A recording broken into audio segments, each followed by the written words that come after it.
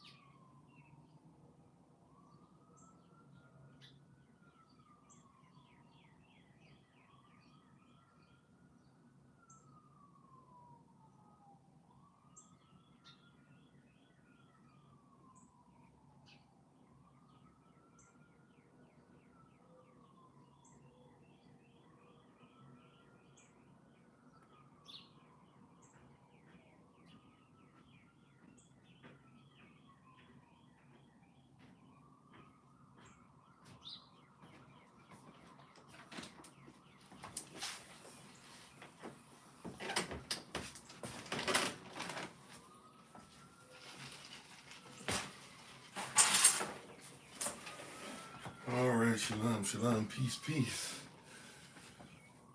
Go ahead, get started.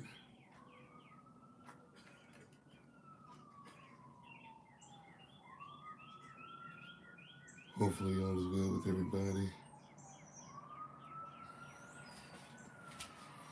All right, shalom, shalom, peace, peace, peace.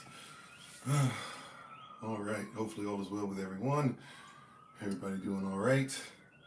May the words of my mouth and the meditation of mine heart be acceptable in Yahweh's sight. He is our strength and our Redeemer, and it is in His name, which is His authority, that we pray, praise, proclaim, protect, and protect. Today's message, Amam. Hola, mi nombre es Kofi, ¿cómo está? Bonjour, c'est me Kofi, ça va? Ni hao, namaste. Hosayana Kituya, Ohio. I see you. Manut, Ugwan, Kamsamida, Aloha, Ciao, Onson, Privet, Habarigani, Hakwaba, Madaase, Etesent, Jambo, Mimini Kofi, the Franco Katana, the Wewe, Boker Tov, Boker Tav, greetings, grand rising, salutations, Bakwarta, Barakala, Chamihava, and I, Wavain, Headed to service of Christ, Mashalam Chi, Shalom, Barak, everybody. I am Pastor Kofi, Pastor of Servants of Christ, where we are always changing lives one mind at a time of being a voice of the voiceless and speaking the unspoken. Greatly appreciate you all once again for being on with us as we continue to move and grow in what the Most High has for us. As a reminder for this week, we give honor and praise to the Most High. We give our praise and honor Him for my wife, the Honorable Alma. We're thankful and grateful unto Him for the ministers, staff moderators, SOC, Lottie Dottie, everybody. If you agree with us, disagree with us, first time listening, last time listening, long time, short time, whatever the case might be, we're thankful and grateful to come in front of you one more again. And prayerfully, you'll be able to go ahead and grow with us and continue to live as the Most High has called us to since before the foundations of the world, of the system, of really the earth, before there was a wicked system in place. Prayerfully, everybody can see and hear me all right. Hopefully all is well once again. And we're going to go into these Passover teachings. And thank you, everybody, for being with us. Pray for us as we are, in the midst of the traveling season and all the great stuff. And I'm getting ready to see some of you for Passover. And we're excited about what the Most High is doing with the land and all the great things that He's doing. And we're being serious about it, growing about it, making sure that we are about the business of our Father, Abba Yahweh, Abba Elohim, the only wise and true Elohim. And in the midst of it, we are getting ready. This is day number 2, that every day when we get up, we're going to be doing a live session specifically about Passover teachings. and what Passover really is to us in depth. And so it's not really a Q&A, it's not really a lecture, it's not really a sermon, it's kind of something in between, but this is an opportunity for you to learn. And if you have questions, comments, or concerns, or certain things that bother you, or certain things you've heard, maybe even certain things that we teach, or you'll hear us talk about today, feel free to let those things be known in this season. We're also in the evening, every evening, doing something called the Seven Last Words, in which one of our great dynamic preachers and teachers gets up and preaches a word from on high. Matter of fact, this evening is supposed to be Elder Anais, who was leading our Thursday Rising Prayer. Thank you for those who were able to attend. I actually was not able to make it, but we're thankful and grateful to Elder Anais for all that she continues to do and to be there and to be making sure that she's leading us in that capacity. All righty, so trying some different things today, even trying to do the radio thing a little bit, trying to see some different things since the podcast and the app that we use and the system we've been using seems to be going away. Trying to figure out some things to update. We'll hopefully get you guys some information on that. That being said, this Saturday coming up, the podcast will be on TikTok. So if you can come over to TikTok with us and join us there, we'll have Elder Tamer give the word over there, just to give you a heads up and a reminder about that. All praises to the Most High. Yeah. We're also still in the midst of removing the leaven from our home.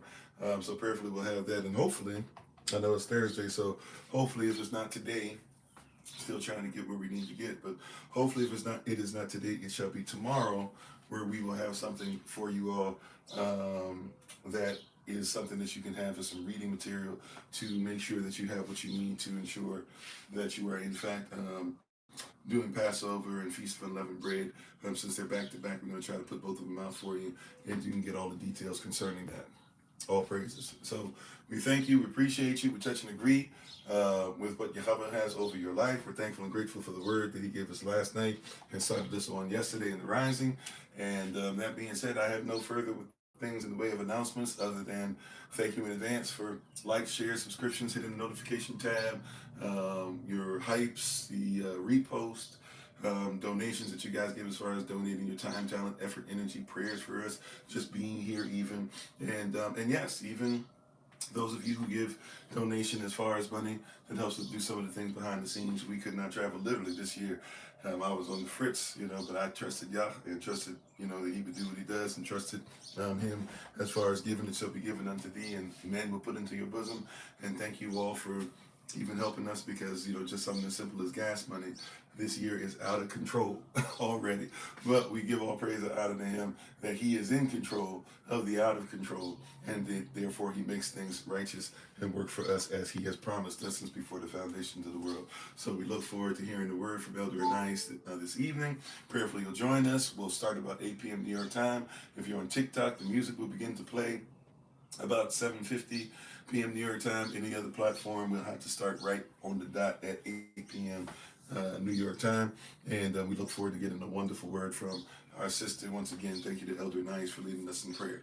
All right, let's go ahead and get ready to do our Bible pledge and get ready to go into today's teaching, or today's discussion, or today's lecture, or today's sermon, today's Q&A, whatever this turns into. We're taking these 7 days to do. So we're thankful and grateful unto the Most High Yah for your presence. And if you're able to rise your feet in reverence of Yahweh's word, or however you're able to do so, and we thank you for doing so in advance. Let's say shalom to everybody and get started. Thank you everybody for being on all platforms once again. And shalom, how you doing? How you doing, Brother Dwayne, Sister Carla, Elder Anais, Sister Shirley, Sister Jennifer, Sister Donna, Brother Cole, Minister Stephen, I am, Sister Jennifer, Wildman, Marie Cato, or Marie Cato, not sure how you pronounce it. How you doing, Chuck Wood? Is it Ross, Ray, All Praise to Magnificent Art, Byron, Hector, not sure how you pronounce it, RPG, Michael, Brother Rodney, Sammy, James, To Be Chosen, Moneymaker, Sister Lawana.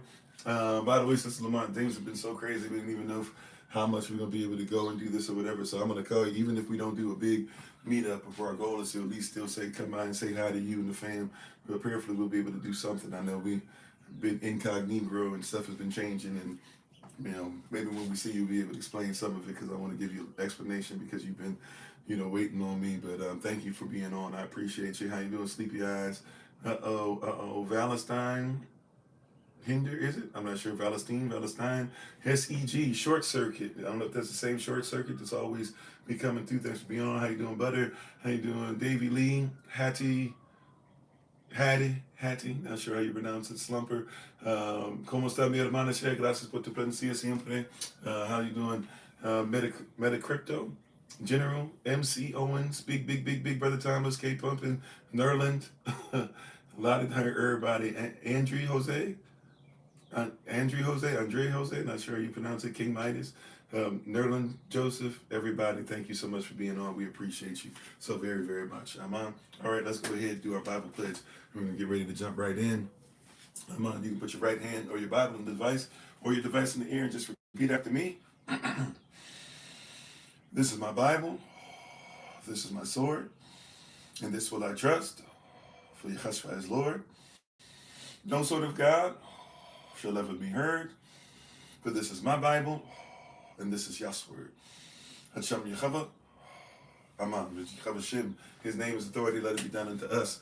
You may be seated to go back to what you're doing in the presence of the Most High Yah. How you doing, Sister Beck? How you doing, Sister Beth? If not sure, Brother Jacob's around. Shalom to you, sir. And keep on doing what you're doing. Been catching up on some of your videos. Keep doing your work. And keep studying and keep working towards the truth. And, aman to everybody. Shalom, Barak, peace and blessings to each and every one of you, to each and every one of us that is striving to get in truth and to come out of a wicked system and to make sure the kingdom is established here on earth. And we do have, I'm going to try something, by the way. My apologies. I'm going to try something, if I may. I am going to I'm going to try something real quick. How you doing, Akuta Barach?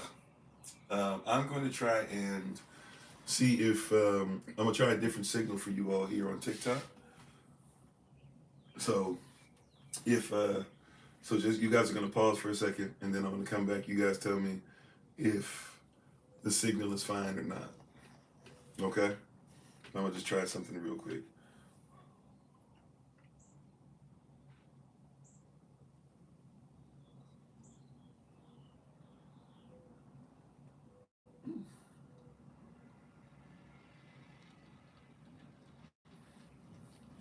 Let me try and see. They're already messing with the TikTok signal. We haven't even started. They've been messing with it for the last few times. All right. Okay, I'm back on. Everybody should be able to see me. Can everybody see and hear me okay? I know we already did our Bible pledge and everything, so we're ready to get started. But can everybody see and hear me okay? Yes, no, maybe so? They were messing with the signal already. So much, I'm like, might as well just not even play that game at least this early in the game. Not run those plays that they seem to be coming against. Okay, all right, everybody can. All right, cool. So today I want to continue in the teachings of Passover. I want to bring your attention to something that we read several times yesterday, right? And we talked about extensively already, but we'll speak on it from a different point of view, a different perspective. Holy Spirit has something different for us today, which is as often as you do this, do this in remembrance of me. Now, once again, we know that many persons have taught over years, wrongly, yep, and if you didn't know, wrongly, they have taught that this is a communion scripture. There's no such thing as communion in the Bible.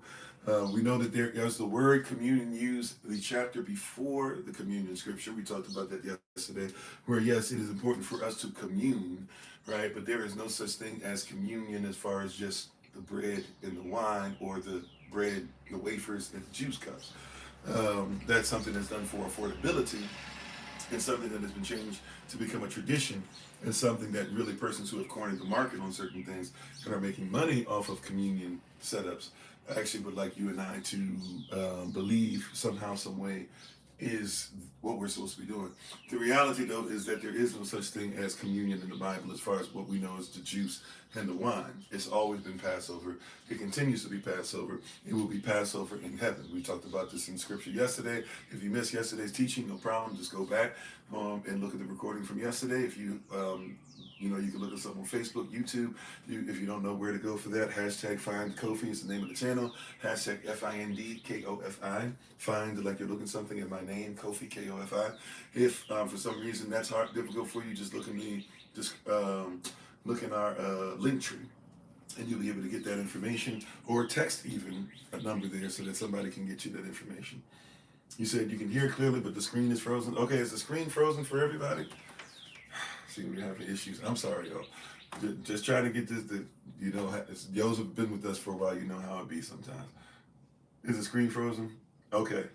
All right, Sister Donna, it might just be frozen.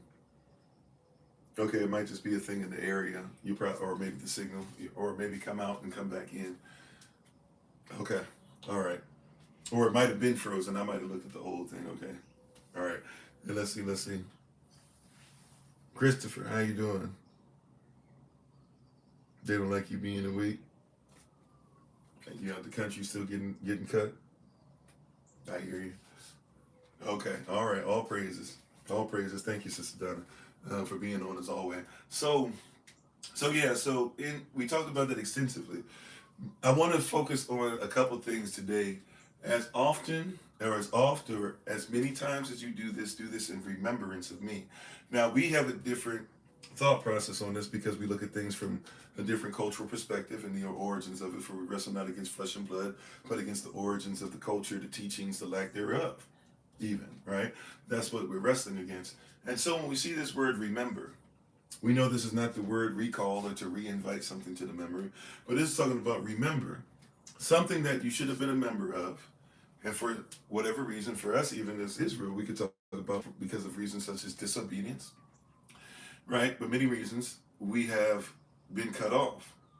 As a matter of fact, our Bible tells us in Leviticus 23:29, and our focus verses, by the way, my apologies, our focal verses are actually Deuteronomy chapter 23, verses 4 and 5, I believe. So I'll read that real quick just to make sure that we understand that we get our focal verses in. My apologies. Salachiach or Salachia, depending on the dialect. My apologies. Deuteronomy, I said 23. Hold up. I'm in the wrong place. Leviticus. I said Deuteronomy. Leviticus 23.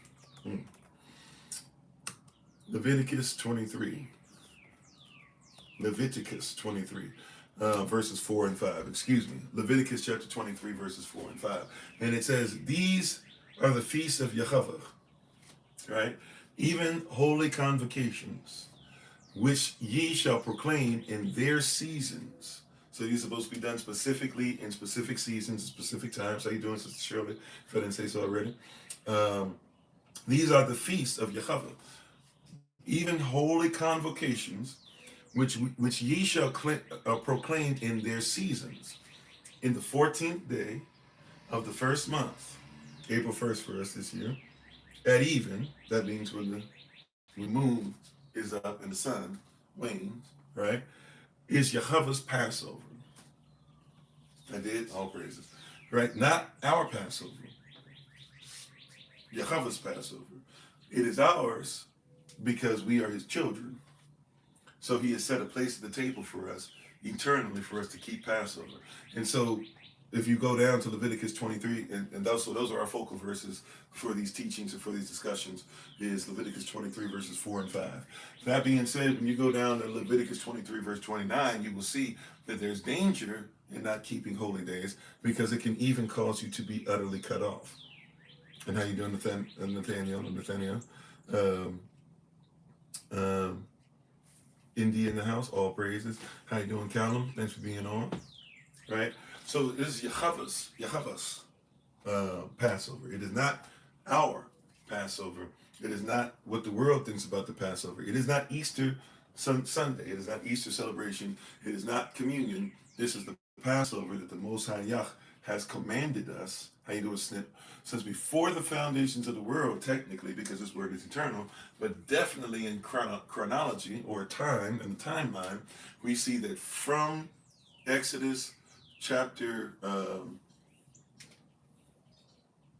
Exodus, I believe it's Exodus 12. But basically from Exodus, where we are taken out of Kemet, right? We are allowed to come out of Kemet.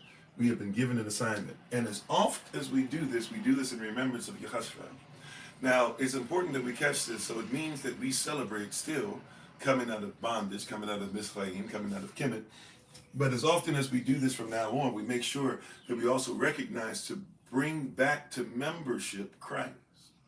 To bring back. So while we are talking about coming out of bondage, we must also reconcile Christ, reconcile the Messiah, reconcile the Word, reconcile the law and how it is actually supposed to go from the law of sin back to the law of the Spirit, as Romans chapter 7 teaches us.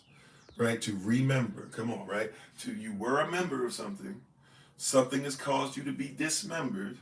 We were able to get that digit or that person, right? That part of our people, that part of the body that was dismembered, we were able to get it in surgery soon enough. And now you were able to be remembered. You might be having to go through some physical therapy and the body might have to get used to you again and you might have to get used to the body. However, we have come into a place in a time of remembrance. A time really, especially when you know eschatology concerning the last days, concerning Esau being the end of the world, Israel being the beginning of everything else. The time of Revelation chapter 13, where the government has now gotten to a place where we're seeing the iron mixed with clay and persons preaching from pulpits things that are supposed to get you and I to go ahead and still call a war-torn country a place that's rich. You know, and it has a lot to do, but I'm going to sound, for the rest of this, because of all these things, if I may, I'm going to sound very revolutionary.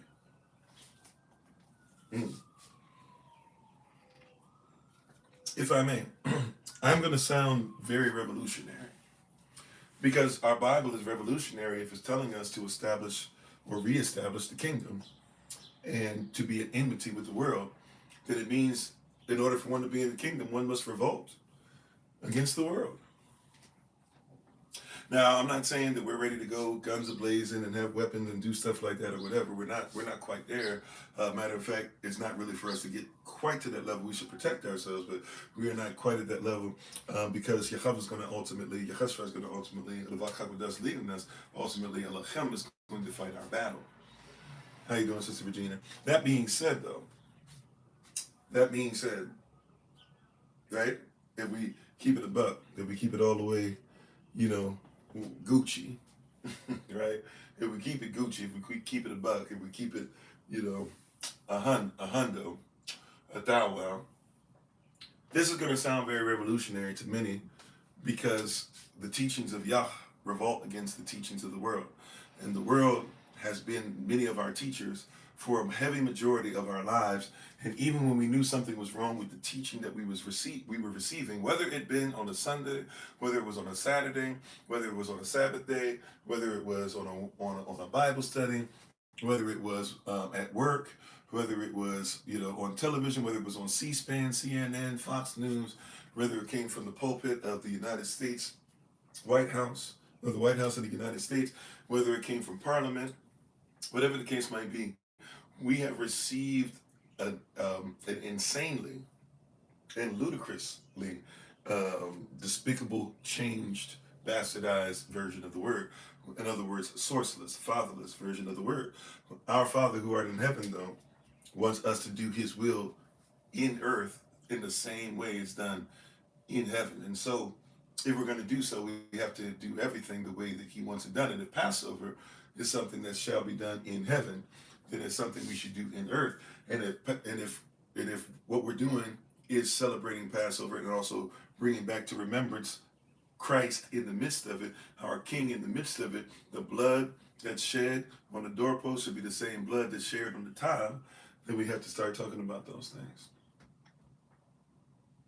You said the whole world is exempt, so why am I not deceived?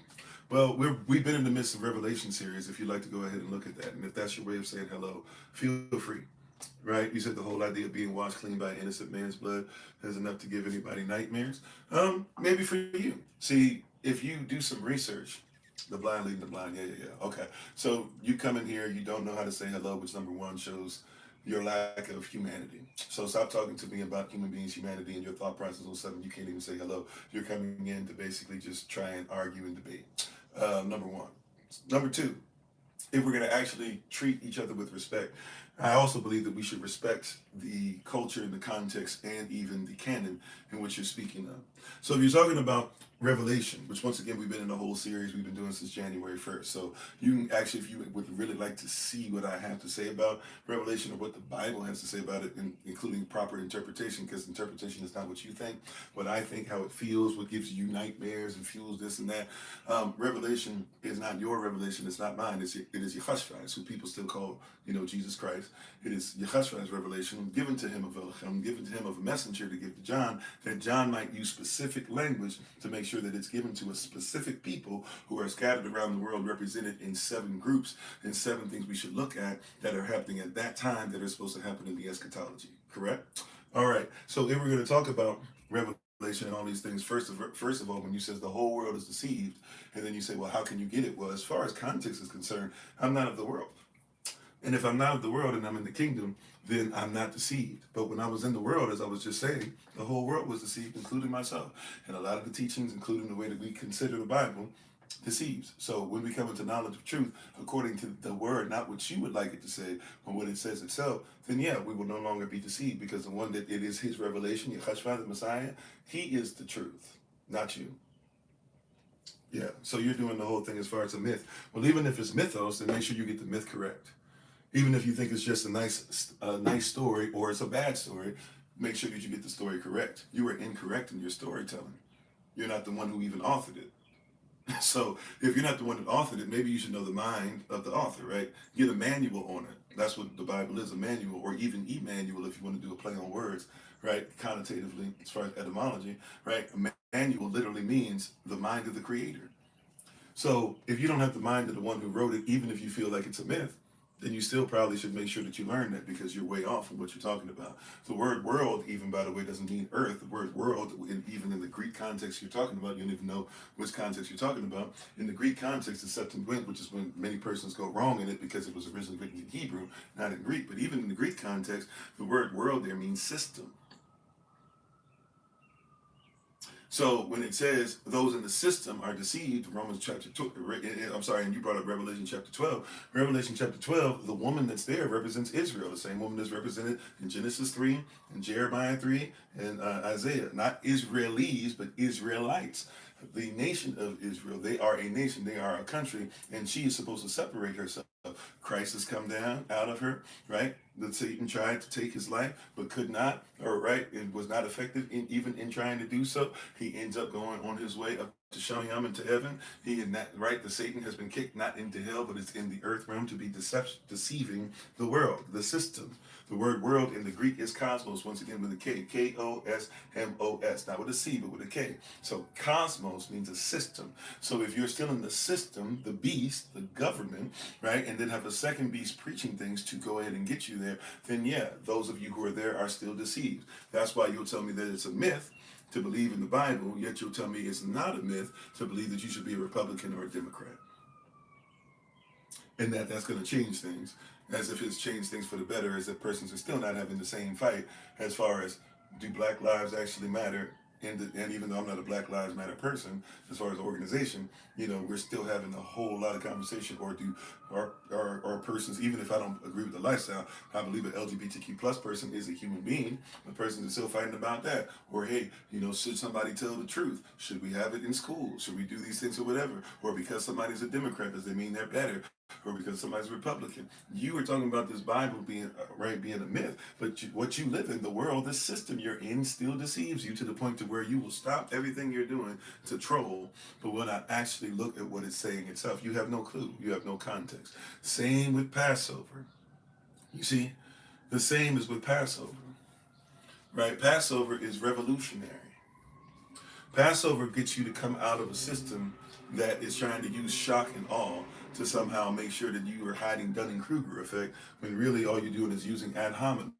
Ad hominem, right? Just saying, oh, what you believe in is a myth, but not being able to show me anything, just say how you feel about it, means that you cannot argue a point anyways. But for those of us that are actually doing what the Bible says, which it says we should actually be able to apologize or use apologetics or use debate properly to show somebody the hope for what we believe in, then yeah, we should go ahead and we should do that. But you cannot even do that, yet you tell me what I do is a myth. According to your standard, you're not even worthy to be able to type on the screen.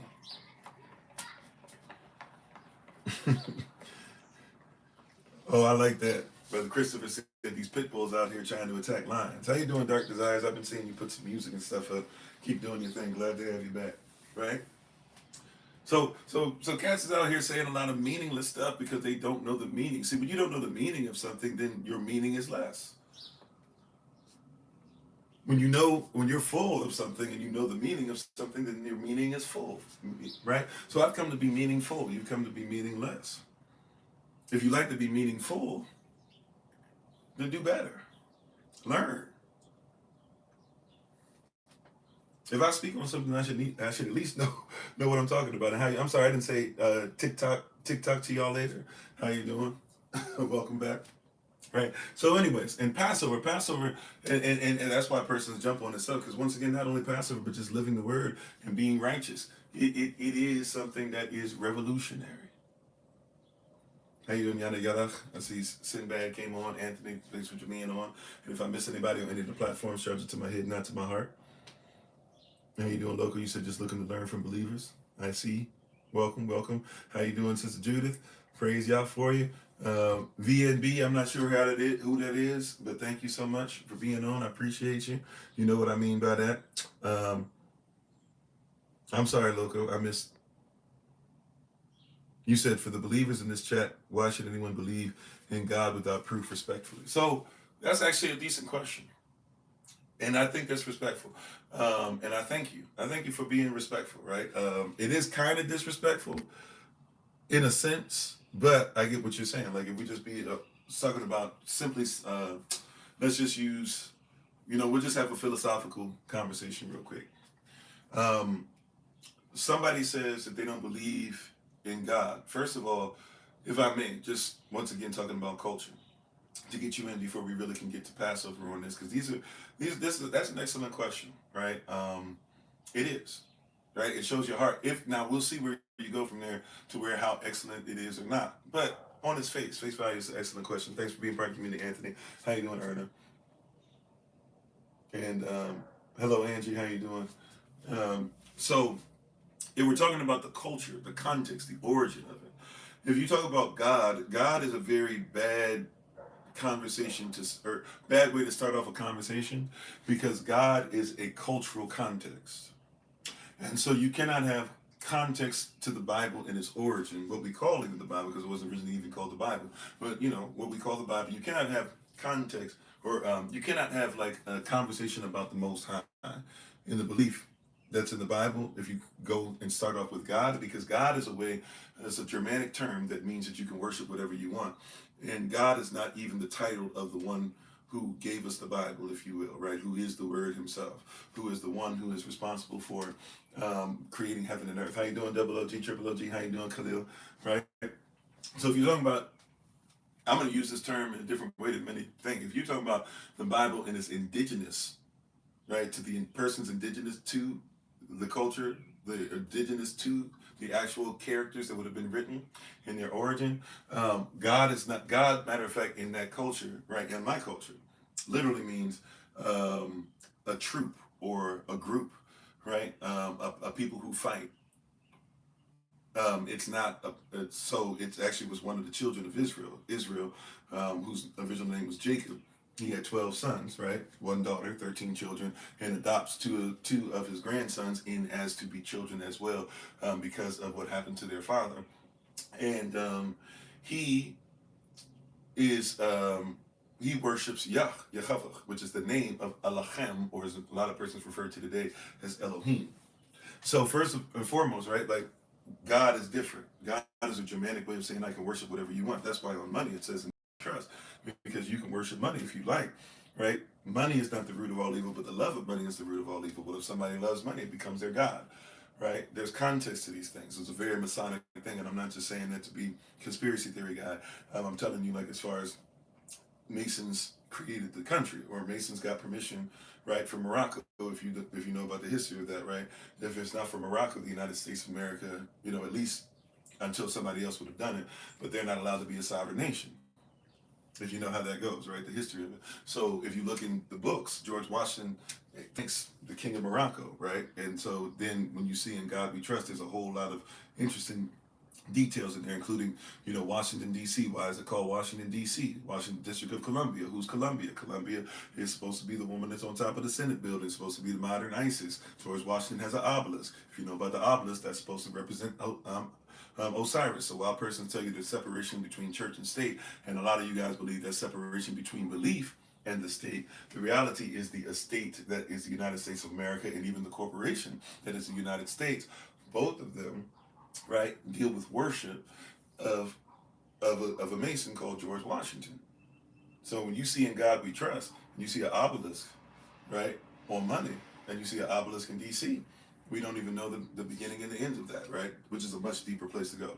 So, but I'm telling you, it comes with culture, right? Or if you go to certain places in West Africa, you have your regents, you don't have gods. Or what about on Yom Kippur? Is he a god? No, he's not. Or what about even the way that we call gods, but they're not really, if you talk about Rome and Greece. They have deists or deities.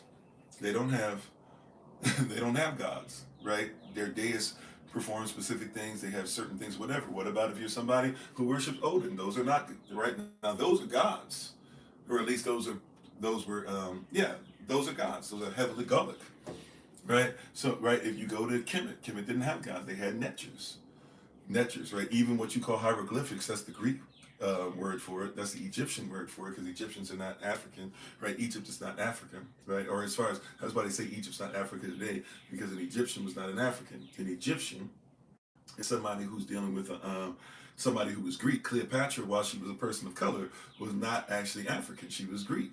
She's of the Ptolemaic dynasty. Her name was actually Ptolemy, as was all the children who come from the lineage of the original Ptolemy. Right?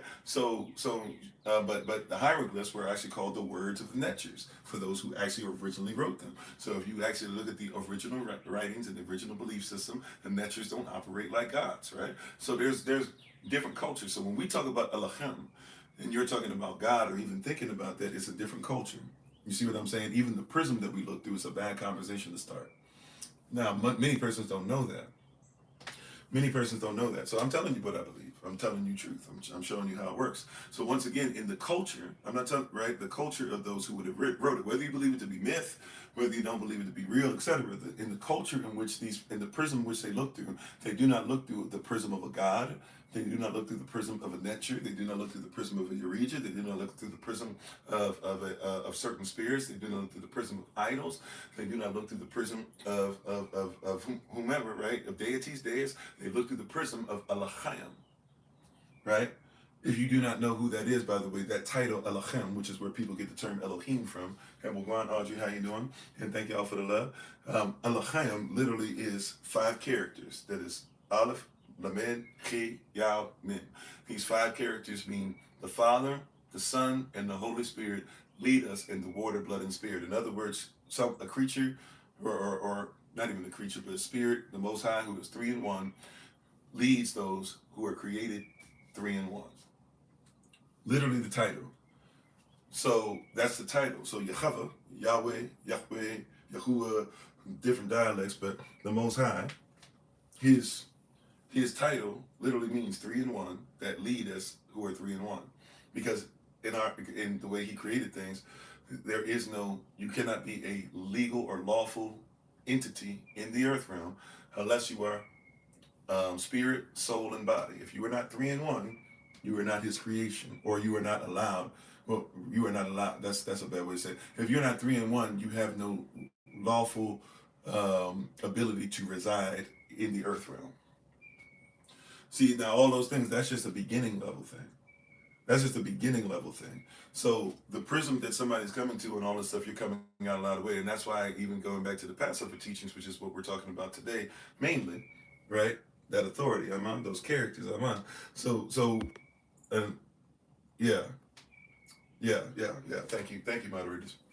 So in all these different things that are going on, you're having a bad conversation because you're talking to me about God, not realizing that the only reason you're even talking about that prism is because in order to talk about God, you have to talk about a system that has came out of Gullic means, Romantic means, right? Greco-Roman means, Babylonian means, Medo-Persian means, trying to identify with Kemetic things, trying to identify with Assyrian things, and now calling it Christian nationalism or American exceptionalism. In other words, if we be honest, for real, this is the part that persons don't want to talk about, but let's just go all the way there. Since we're talking about the Bible, it's very revolutionary, right? Because it led people like Toussaint Louverture to do what he did. It led Jean-Jacques de Sillon to do what he did. It led um, Nate Turner to do what he did. It led those even those who would support Kwame Nkrumah, right, in modern Ghana, right. It led many people to support him. It led many different things. It was used by our enemy against us, which is Balaam doctrine. So we have to know the true version of it. Once again, not what somebody is putting on it, but it led revolutions. And so if we want to go there all the way, the only reason why you're even thinking about God instead of Elohim is because of racism, white supremacy. Matter of fact, the belief that goes against Israel and the belief, matter of fact, let's not even do that. Here's a simple one for you. See, somebody's not gonna like this, but let's just go ahead since we doing it. Let's do it. If you believe in evolution, most of you, if and I mean 99% of you, and I think I'm being nice to say just 99%, 99% of you that are trying to use evolution and trying to say that it's just science as if science cannot include the Most High. That being said, right? Because you guys are like, well, you can't prove it. Well, there's certain things you can't prove in science either. That's why you call it a theory. Even if it's an observational theory, you have many theories you still live by. The theory of gravity doesn't even exist anymore because, well, it shouldn't exist anymore because what you call gravity has actually been disproven by the theory of relativity. But you still live by that theory. Or you call something that you shouldn't call by another name, not realizing the prism that you should look through. What is relative, right, is not gravitas. Or if it's gravity, right, if it holds gravity, it's relative. Because gravity is not only what causes you to come down, it's supposed to be what keeps the universe in check, according to science, right? But it's a theory. It's a lie. There's no such thing as a neutron. There's no such thing as a neutrino. Yet person still keep trying to tell you that there's something that doesn't exist is there because they can't prove what happens to positive and negative energy because they told you that when something is there, that if it's mass, it always has to turn to energy. If it's energy, it always has to turn to mass. But when they started blowing up protons and electrons, they realized they couldn't find them. So then later on, some young cats in Italy said, hey, well, let's come up with a theory where it goes to a neutral space. That's why we don't see it. And they spent the rest of their lives looking for it. And persons are still looking for it, but cannot find it. But you live with a theory that says that every cell, that's what no, not every cell, every nucleus, every nucleus of a cell supposedly is supposed to have 6 electrons and 6 protons and 6 neutrons. And by the way, that comes from persons who that was actually a thing. Like, for example, the only reason, even though, we teach it, just to make it clear, we do even teach about the rainbow having 7 colors, right? Just because everybody wants the 7. And by the way, there is some evidence that there probably is like a 7th color. That being said, though, technically the only reason why you even think of the rainbow as having 7 colors, or the only reason you think of there being 3, 6 of each 3 in this is because the persons who did it, their belief system, they like things in 3s, they like things in 6s, they like things in 7s. Right? If you study and do some research on it, the only reason why you believe there's 7 colors in the rainbow is because Sir Isaac Newton, right, who's discovered white light, as if we didn't already know this stuff back from times of Kemet, but who supposedly discovered white light, which is basically not white light. It's basically a bright light that is the mix of all colors coming together through a particular prism. Right, through a particular prism that amplifies it, it comes off as white light. But white just means bright. It doesn't mean that it's actually white, right? White is not a color, all this stuff or whatever. But the only reason you believe that is because Sir Isaac Newton believed that he had to have a whole bunch of stuff in 7s. How you doing, Sister Sabrina? Even persons that extremely disagree with me would tell you, yeah, just do some research. You'll find out. That's why you think there's 7 colors in the rainbow. So we still teach the 7, but technically, if you notice when we teach it, the 6 and 7 color really kind of mean the same thing. right? The 6 and 7 color kind of mean the same thing because technically, by science. Now, like I said, there are other persons that would disagree with that, and I kind of disagree with it too, low key. But I don't have all the scientific evidence. That being said, though, the only reason you believe that is because Sir Isaac Newton had a belief system. So you mean a scientist did things based off a belief system and not actually what was? For sure, that's how you get stuff. So going back to racism, white supremacy, I promise it's going to make sense in Passover for a second, because in Passover, We're supposed to, it's revolutionary because we're coming out of Kemet while reconciling with Christ, right? We're leaving the persons who kept us in bondage while bringing back into remembrance the one whose blood ultimately will be on the doorpost. And so this kind of word, it really will mess with you. You said many things are in sevens for sure. You want to talk about seven chakras, which, by the way, even in that is a misnomer, and different types of human beings have different amount of chakras, even in that, right? But we go to seven because a particular people say that what we think we have, even though some of them only have three, if you want to go by that belief system. You see what I'm saying? But somebody said, I am in charge, and I'm going to make myself the person to bow down to, and therefore you will believe what I say. Right? Now, there are many things that come in seven. There's a lot of numerology for sure. I'm not going to hold you on that. What I'm trying to tell you is like there are persons out there who have 13. If we're only stuck on seven, there are persons who have as few as three, according to the belief system. Well, there you go. You talk about 114, but that's a particular belief system, a particular way that somebody gets to it. It's not considered to be the end all be all. But I'm with you, right? But it's not. It's not considered in that culture, in the people who created it and live by it and profess it and teach it. And you're right, we've taken a lot of other person's thought process on their culture, right? It's like the Buddhist who says, oh, everybody's a Buddha. Buddha said nobody else is a Buddha. Matter of fact, if you know about the Lotus Sutra, right, amongst other sutras, he made it makes it a point very clearly. He didn't write it, by the way, but somebody else did, who's supposed to be where you're getting this stuff from. He, the person who wrote it, showed you that Buddha, right, did things that nobody else can do, that he is the best of all spirits.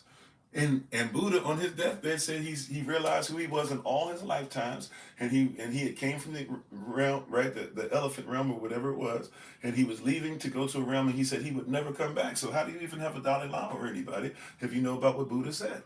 But once again, somebody who wants to take it and say, and it's not just, you know, I'm a talk a lot about racism and white supremacy a little bit, but that means that certain persons in China wanted to be this, and certain persons who are of the Dalai Lama's crew wanted to be this, and certain persons who are in Japan wanted to be this. That's SGI, right? Right?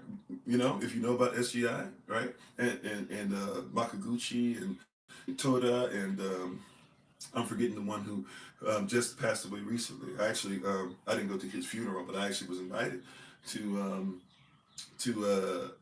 he was funeralized in the United States in many places, and I was actually invited to one of the places, and you know, because of connection and teachings and stuff that I've done through there, things of that nature.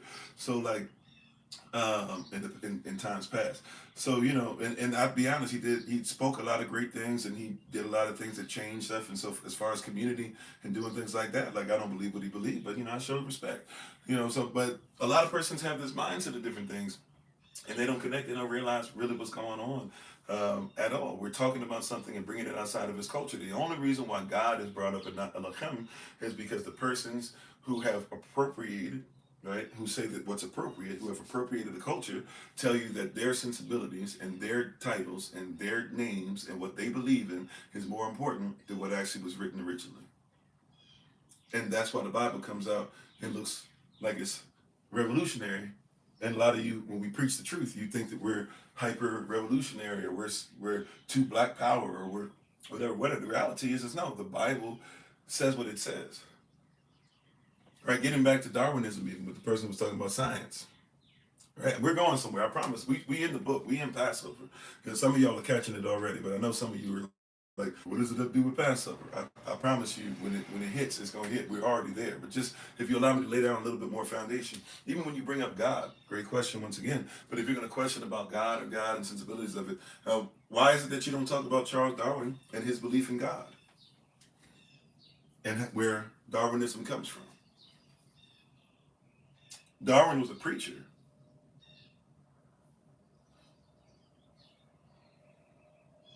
Darwin's degree isn't what my degree is in.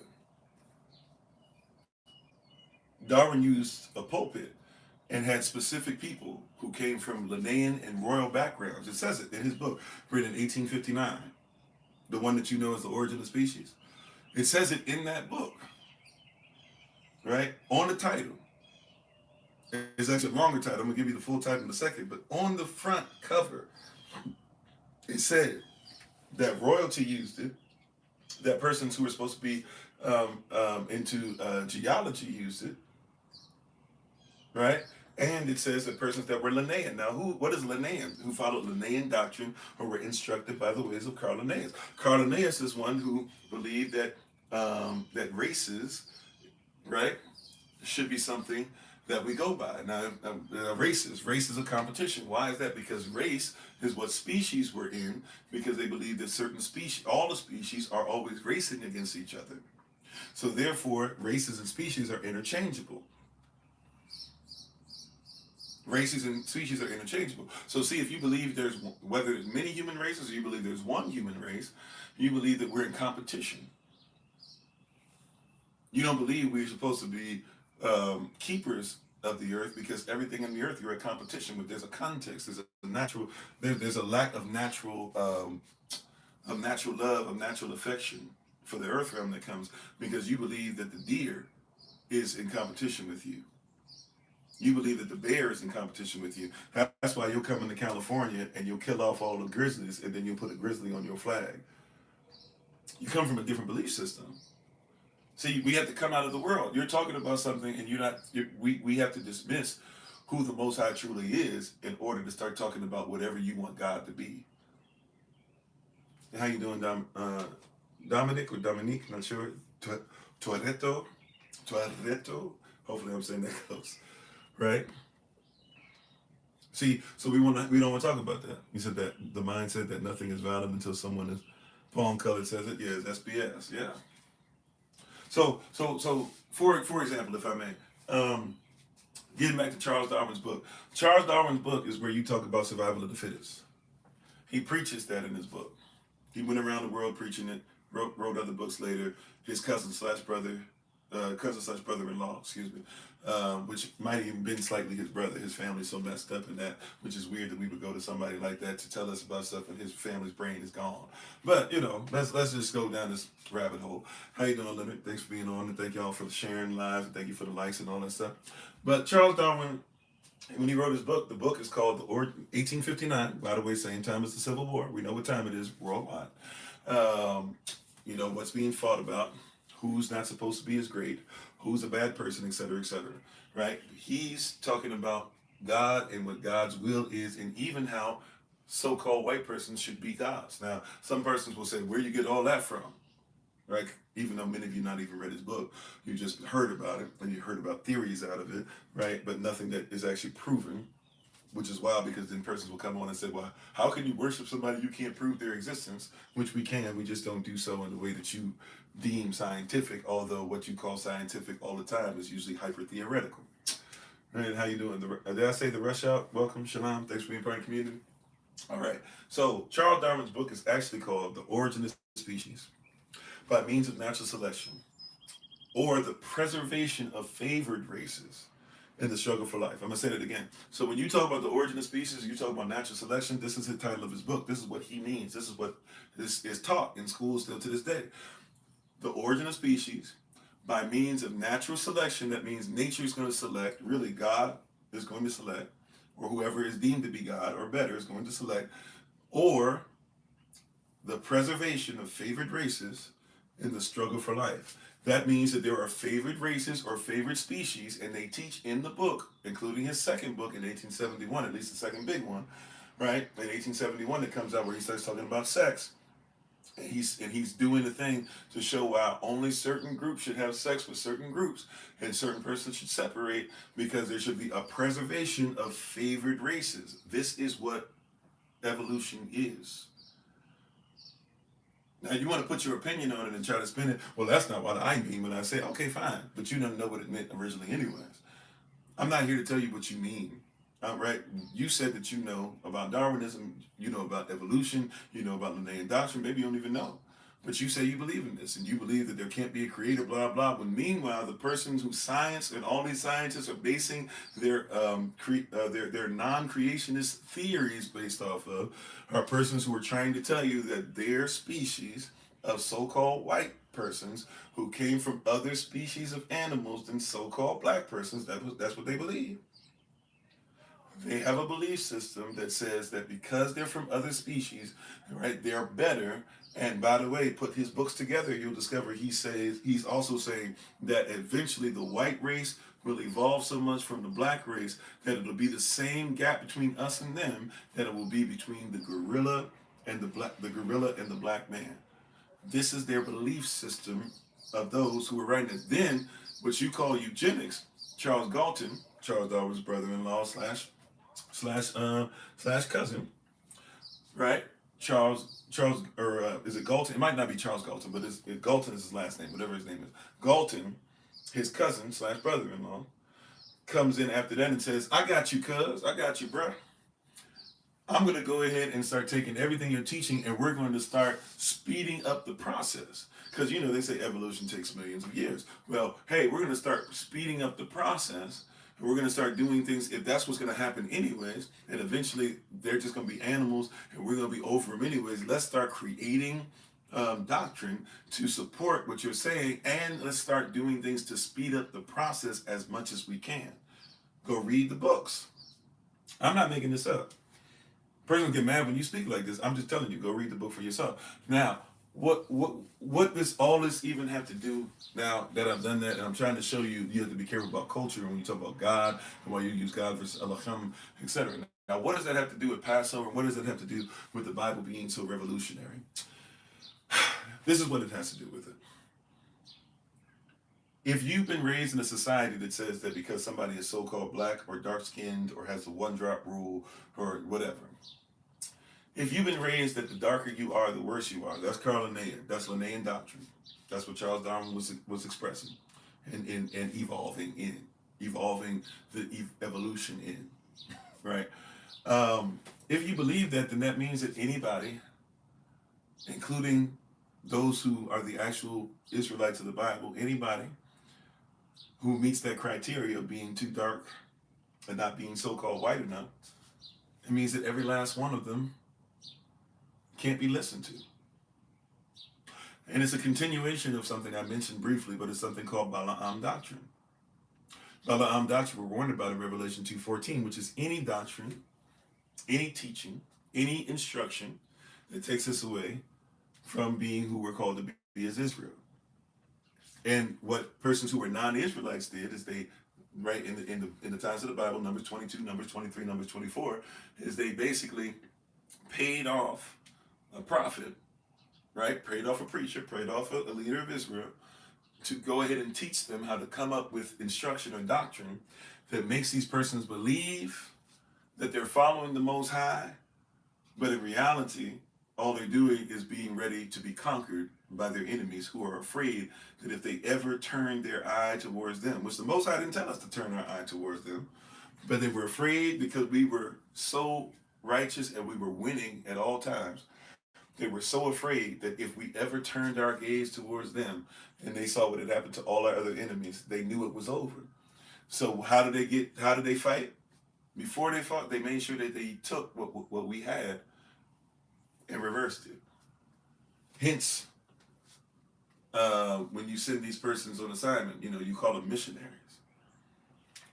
That's the first thing that you send in, and they change. Now, I'm trying to tell you this because if we're talking about Passover is us talking about leaving Kemet, leaving the place, right, that promised us that we could be treated righteously as Goshen because of what we did to build Kemet. Remember, Kemet is built, right, not initially, but it's built upon Joseph. It's built upon the first son, right, of Rachel. It's built by an Israelite.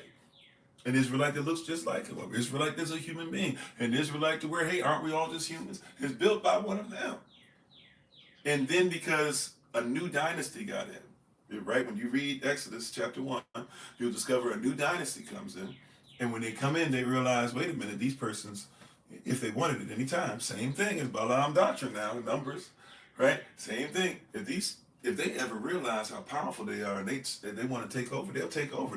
They might not ever be happy with second in command, not realizing that, hey, the one who made us second in command told y'all to go ahead and make us to where whenever we said something, it was done anyways. It was Yehovah. who kept us and put us in that position. And even when our own people tried to enslave us, when you try to use that argument, we still were in position. But somebody was so afraid of us. Well, I know somebody don't like that. See, that's why I said when you speak, it sounds revolutionary when you speak Bible, because if we're talking about Passover, we're talking about coming out of Kemet and being protected from the death angel. And the same decrees that they spoke over us to take our lives is the same thing that now is spoken against them. And they don't like it when you talk like that. Your enemy doesn't like it when they have the ability to be able to take your children out. And now it is your children that will leave with their stuff. Leave with the stuff that you built. You built that nation. And now you leave them with what you built. Oh, and it's difficult. That's right. When you realize you're the head and not the tail. Glory to Yah. Come on. Right? How you doing, Hebrew enrichment? Speaking of the truth in a system full of lies. That's right. Mm-hmm. Yeah, we do not want to talk about this. But see, when we talk about Passover means we coming out of chattel slavery, right? Not chattel slavery more recently, but coming out of slavery, nevertheless. Here it is that we make the buildings and you get upset because the Most High didn't even say, let my people go all the way. He said at first, let my people go into the wilderness, right? Let them go 3 days journey, about 60 miles. Let them learn how to worship me without interruption for a couple of weeks. Let them actually know what it is to be society. And then we can revisit this. But Pharaoh knew that if the people got away and worshiped Yahweh as the king and the one who gave them authority in the first place, and they were able to come together as a nation long enough, 3 days is too long. See, this is why you have to be inundated with all this stuff constantly, consistently, day after day, minute after minute, second after second. 3 days is way too long. Could you imagine fasting from the world for 3 days? Could you imagine not having to worry about money for 3 days? Could you imagine growing your own food? There's some food that you could actually grow that would grow and be sufficient enough, even if you were just eating the baby versions of it coming up out the ground in a few days. 3 days could change your life. And 3 days, on the third day, didn't even go 3 full days. On the third day, Yehoshua got up. How you doing, D Wells? Thanks for being part of the community. See, we person don't like, because when we speak on this, yeah, we sound very revolutionary, because the Bible is very revolutionary if we're supposed to revolt against a wicked system of things. Oh yeah, it's difficult. It's difficult. It's difficult to get into this, because when I speak on this, when I'm talking about this, a lot of persons are upset. They get frustrated. They start talking trash. They start saying, "Oh, how do you know?" And you don't care. No, I'm telling you the truth. I'm telling you the fact that the Bible is revolutionary. Once again, Nat Turner was already a preacher, but he was using a slave Bible, and he was supposed to just fit in. He was supposed to do whatever the overseer who sat in that big chair told him to do. Supposed to lift his finger when he left up, right? He's supposed to make sure if he took offering, he put one hand behind his back with his hand out. He's supposed to wear a white glove to make sure that his hand was covered. All of a sudden, he got his hand on an actual Bible and read the entire thing and saw that we were supposed to Exodus. And he said, "Let my people go." Matter of fact, he didn't follow that. He just said, "We going."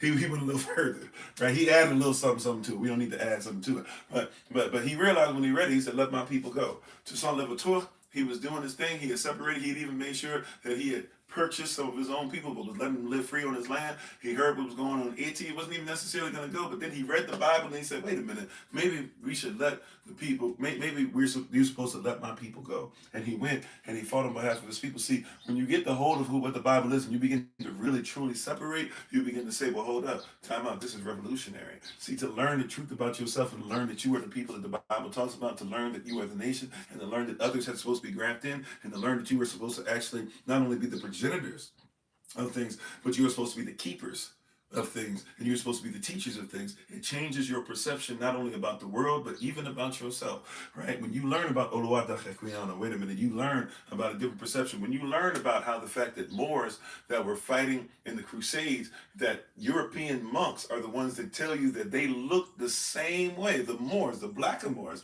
look the same way and describe them the same way as Christ is described in Revelation chapter 1. Right? It begins to be revolutionary because the system is based upon everything that reminds you of the Negro. Matter of fact, do some research and you'll discover that the Negro, back to the 1100s, definitely the 1300s to the 1500s, right, up until the 1550s, probably 1555 to be exact. But through there, we were called Negro, and they started hating us because we would not marry into them, not because they were white, but because we keep the faith. And they told you that the Negro were Yehudie, Yehavada, Judah. And they told you that these persons who were Judah, they had locks, and they were swarthy. That means they were dark complexion, and they kept the Torah, they kept the law, they kept the word. And it said, right, these things are there before. They wore hoodies, they put poetry over music. And when they started getting on them, right, and started slashing their faces, if they ever started calling themselves Negro again, they put them in something back then called ghettos. You think the ghetto started in America for the black man, or you think that the ghetto started, during Gestapo stuff and all types of weird stuff going on during World War II in Germany and stuff. No. The ghetto goes back to swarthy complexioned persons who were following the Torah. It even says that they are highly attracted to women because in the people that are around them, being on the DL was acceptable, or even having somebody who was your mentor, which means that man was tearing you up. Mentor, literally, he was tearing you up. Right? I know I'm messing with the word a little bit, but that's what they was doing back then. But then you could have a wife that hit your babies and all that, and everybody would be fine with it as long as your wife didn't get embarrassed by your actions. But here it is, where these brothers were so attracted to women because that was the law, that was our culture, that we didn't do that stuff. Not saying if you do something different, that's your culture. I'm talking about us. Who shall believe our report? Right? So we're not going to talk about the truth and how you doing. I don't know how to say it. Is it Raki or Rakwi? Rakwai? The engine. How you doing? Welcome. How you doing, GJ Harper? Thanks for being part of the community. See, this was how we lived. This was a culture. It was a nation. Negro was a nation. It was a nationality. But they tell you Negro means black now. So you think Negro is black. But if you go to Spain, a place where many persons still hate us, just recently, and still, when Moroccans try to go across that border, when bad things are going on and they're mistreating us over there, and we try to leave as refugees to go on to Spain, they offer us. Still hatred, but they don't call you Negro. They call you what? Unless they're trying to down you and trying to make you feel bad, they call you what? Moreno. But if they call you Negro or Negro, they're talking about a particular nation or a holdover. But it's so bad to call somebody a Negro, not because of racism. It's bad to call somebody a Negro because you were not supposed to call us that. It was against the law. They needed to get rid of the Negro. So here it is. Here comes a Negro or an Israelite tradition. An Israelite law, a biblical law called Pasach, called Passover. And the more you learn about it, the more revolutionary it becomes, because now we can't teach all that stuff about Cesare Borgia and the iconoclastism and stuff like that. I mean, we could, but we'd have to be called out for the liars that we would be.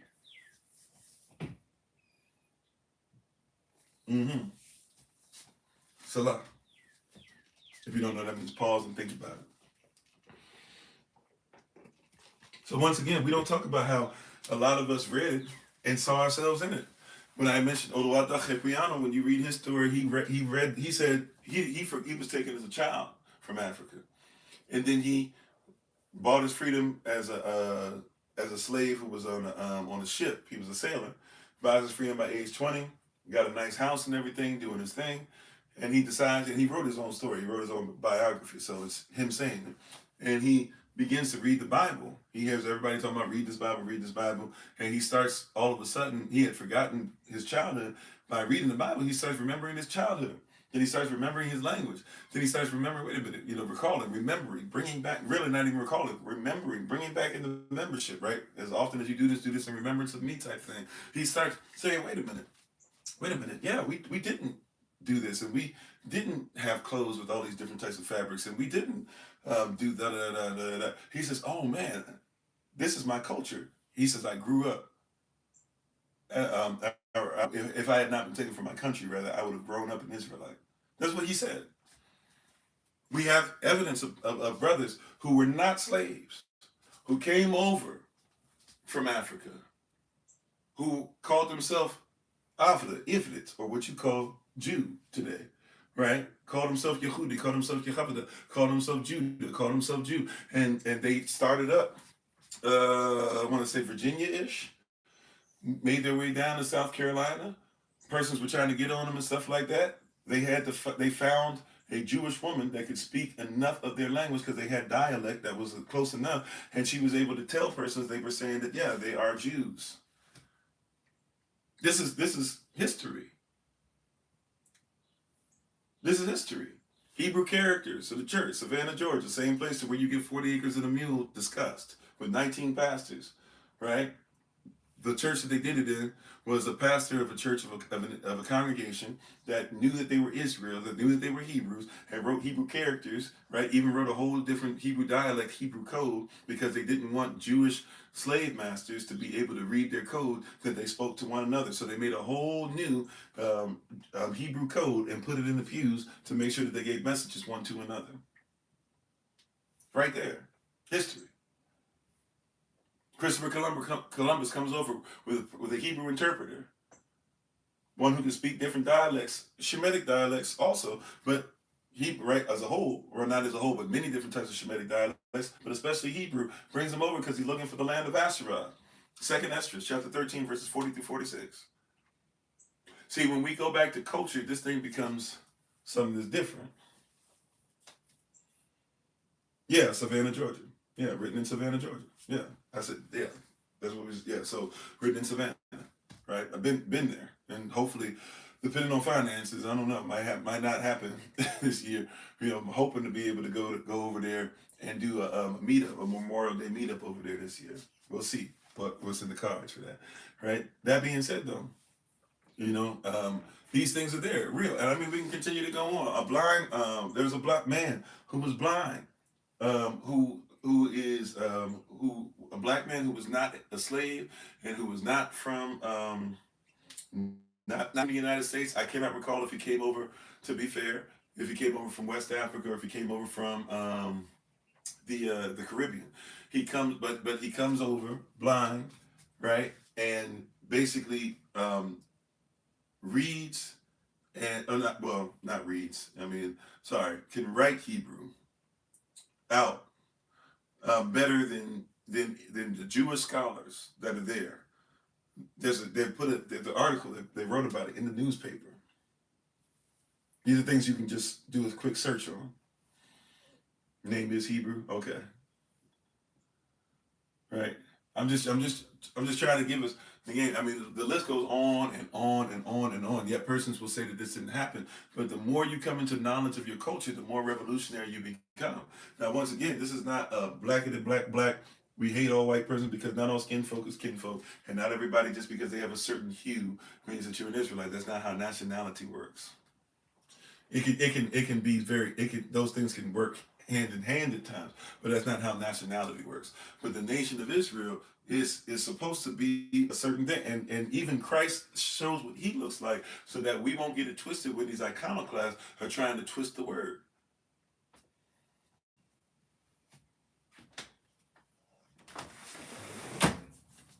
Right? So we have all these different things that are going on, and we need to really recognize and comprehend what's happening. Hey, did I say shalom, Brother Jermaine? Hopefully I did. So we have to, we got to go past this. So when I talk about this, it sounds very revolutionary because in order to talk about Passover, I have to talk about a nation and a kingdom. And you who are trying to be in democracy, which is not even constitutional, democracy is not mentioned in the Constitution. But do you who swear you're in a democracy? Monroe got mad. Madison, I think it was Monroe. Monroe got mad about that. Right, those of you who think George Washington's your first president, Monroe would be there for your fourth president, and he got upset when persons thought that he was like, you guys got to quit letting persons think they're in a democracy. We're going to lose control. We're not going to be able to control these persons, if they really think, and we're not going to be able to really run the country if correctly, because the country's not based off of democracy. You had chattel slave owners, and you had chattel slave owners that used chattel slavery to have capital or capitalism, and you had capitalists who were chattel slave owners. That's all you basically had.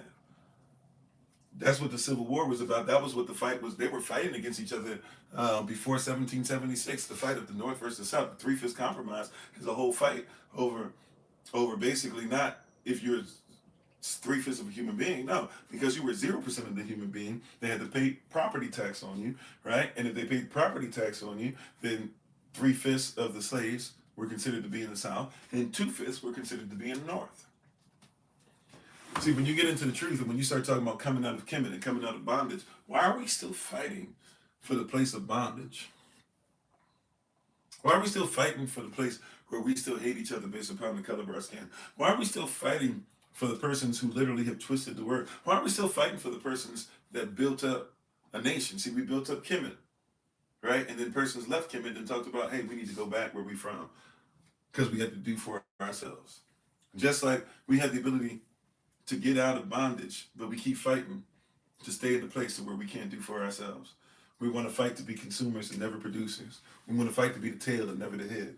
We want to fight to be beneath but never above. You know, all these things that I just mentioned too, but that was Deuteronomy 28 verses 1 through 14, Barak, or Deuteronomy 28, 1 through 14, blessings. When you look at those Barak there, Deuteronomy 28 verse 1 through 14, or Baruch, depending on your dialect, right? When you speak on all that stuff, do you not realize that these are things that that we had, the Barak, the blessings happened because we came out of Kemet? And how you doing, Tony? Love his people. Thanks for being part of the community. These are things that happen because we came out of bondage. These are things that happen because Yah said that we don't need to be in chains. These are things that happen because we put the blood on the doorpost and we believed and we said, okay, well, let Yah take over. And he was separating the plagues from those that were Kemet, from those that were Israel, because those that were trying to put us in bondage, that's not righteous. And so if you are unrighteous towards his people, let the plagues be upon you. For if you're in the Abrahamic covenant, those that barak us, those that bless us will be barak or blessed, and those that curse us, let them get the curse. And when we speak like that, persons say, oh, see, you're reverse racist. Uh-oh. They messing with our signal. Hold on, I lost TikTok. I'm sorry. See, we hitting some toes now. We stepping on some toes. Oh my goodness. Can y'all hear me at all over here on TikTok? They took me out. We gonna have to. It's clear. Okay, over here they're saying that y'all are lost. Okay, cool. So y'all let me know. Okay, cool. I'm gonna keep on flowing then. So they trying to get me to start getting worried and stuff. Okay, cool. As long as y'all can see me, hear me. Okay, I'm straight. How you doing, Sister Sheena? How you doing, B? How you doing? I think I said Hebrew Richmond already. King D252. Just the bread. Okay, I'm back now. So I did go away. Okay, y'all keep me on my toes. If it starts doing that again. They've been trying that since the beginning. I had to already do some weird stuff at the beginning just to get started. All right, but where was I at? Yeah. So, but they want you to be in a position to where you stay very consistent in being controlled, consistent in believing that a government that makes its whole livelihood off of the demise of many is all of a sudden somehow going to be the government that now will get it together, because Bill Clinton apologized when Hillary was running for calling us super predators and locking us up in 3 strikes and you're out and taking away habeas corpus. Now everything's going to change. Vote Democrat. That's what they did. You missed that? Did y'all see that? Oh, vote Democrat. Vote Biden. You know, Biden is the one you should vote for. And while Biden's running, he says, well, if you don't vote for me, you ain't black. Go back to that oppressive system. You know, Biden's running for running for president, and Biden says, well, you know, unlike black people, you know, the Latino community has a very rich and diverse history. As if black folk and Latino, we ain't the same. Perpetuating the same stereotype that will lay down the foundation that Latinos will become Latinos for Trump.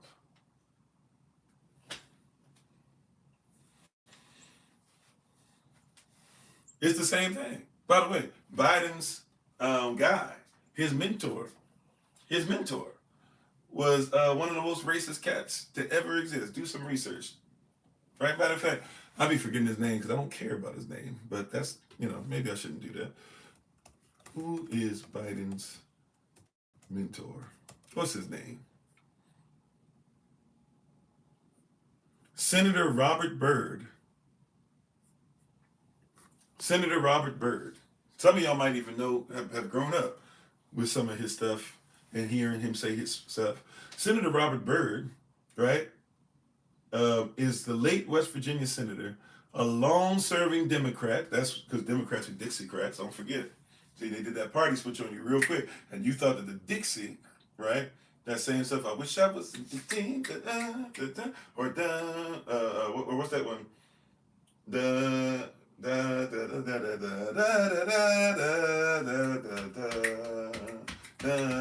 That song, right? That's yeah. That's a song of hatred towards you, right? But Bugs Bunny was singing it in white gloves. You don't know what the white gloves mean? That's the minstrel show. But Biden spoke fondly of the late West Virginia senator, a long-serving Democrat and former KKK leader, who later renounced the organization and famously delivered the eulogy. Joe Biden delivered the eulogy in 2010. That's his boy. This is the same Joe Biden that made sure that he said, hey, you should, the same thing that y'all talking bad about Trump, he's trying to take food stamps, he's trying to do this. Biden said all of that should go back in the 1990s. There's evidence of it, because Bernie is arguing against Joe back then. Now Bernie is supporting Joe. Right? Got a black woman sitting up there running for president, talking about, right, at least some of you always say so-called black women. I'm just trying to look. Black woman running for president as vice president when she wasn't even supposed to get there, because she was called out by a Spanish sister when she was running for president in the first place, because she was locking her own people up more than anybody else on purpose. Right? But then came out as this black woman, and she was HBCU, which, by the way, the HBCUs weren't started by us anyways. We got to stop that weird stuff too. But because she all of a sudden she was HBCU this, and the only reason she got in is because Biden was supposed to have that other woman that was from Minnesota, but then come to find out of the George Floyd situation, she was allowing the dude who offed him, Chauvin, she was allowing him to off a whole bunch of us all the time. So then she couldn't run. So then she said, well, I hope they get a black woman, and not realizing that they had basically said, we're going to put her back in. That's what and we'll see if we can get her in, right? To do the same thing that they've been doing. See, when we speak like this, when we talk about coming into our culture, the prism that you look through, it starts making you confront some of this stuff. See, we got to come out. The blood is on the doorpost, not just so that you can say, oh, it's a nice time to come together. The blood is on the doorpost because time is up for being in this wicked system. Salah, how you doing, Auntie Mary? I missed you on there, right? Missing you too. Hopefully we'll see you sometime soon. It's been a minute. I know you've been doing big things, so I know you've been going through things. I'm proud of you for continuing to soldier on, though. Tell my brother I said hello as well. Tell my sister I said hello as well, right? Did I say JL? Please forgive me if I didn't. How you doing, Sassy Black? Thanks for being part of the community. Shalom, peace to everybody. See, we're talking about Passover teaching, but nobody wants to talk about this because this is part of what we do. Time's up. And as Elder Anais would always say, they're going to have to pay for what they did to my people. How you doing, Elder Tamara? They're going to have to pay somebody the payments due. Revelation talks about that. All that stuff that you did, all that stuff you were talking, now let's see if your arms is long enough to box. He said, shut up and let Trump's will be done. Yeah, that's your God. Right? But how about this? Shut me up.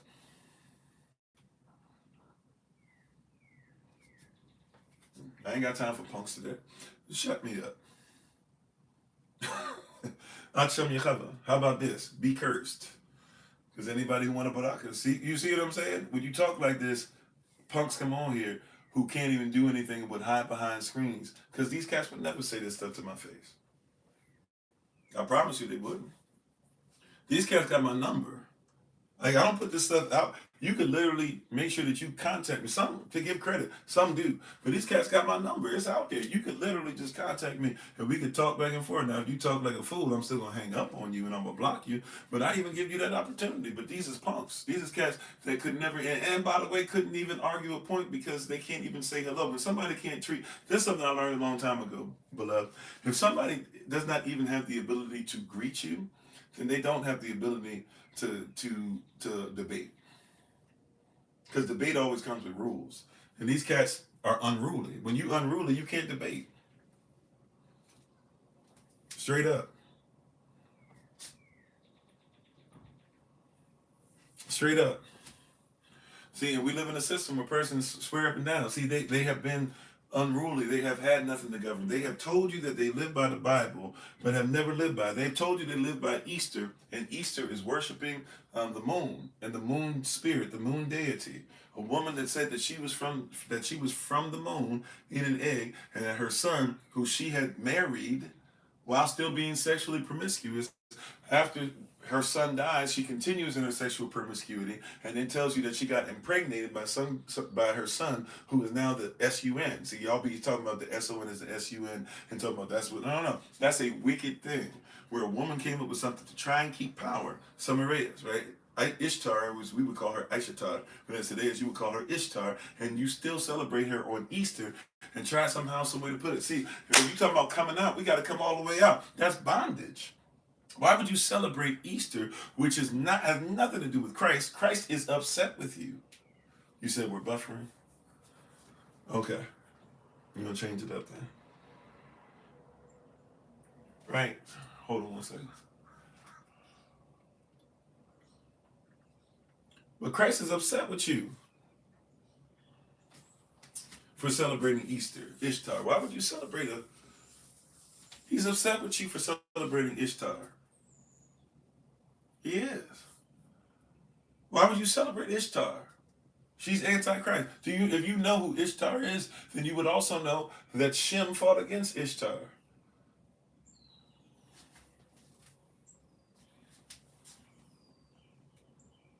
And if you're Shemitic, why would you have anything to do with her? If you believe in the Elohim of Shem, then why would you? But there's going to be a whole bunch of persons. I don't even know. When is Easter this year? I'll be putting it on the calendar. My calendar doesn't have Easter. Whenever Easter is, let me look it up. I don't even know. For real. Not trying to be rude or anything. Not trying to say anybody's bad if you know. I just don't even know. When is it? What's the date? Okay, April 5th. I didn't even know that. Right? So April 5th, everybody going to be lined up. That's Sunday. April 5th. We're going to be at the Feast of Unleavened Bread. But everybody and their mama going to be lined up. April 5th. To worship Ishtar. And by the way, here's the wild part. Here's the part that really is, if I can be honest, here's the part that's really sad and sickening. More than anything else. If we can just be open and honest about it. The part that's most sad, the part that is most sickening, is that many persons don't even know. Why would you want to be part of a system? We got to get Passover together because it's time for us to revolt. Why would we want to be part of a wicked system that not only enslaves us but enslaves the mind and has person believing they're free when you're walking around with a whole chain hanging off your brain? How you doing, Antonio Ja? Thanks for being part of the community. You said it's a pagan holiday. How does the egg and the rabbit? Right, exactly.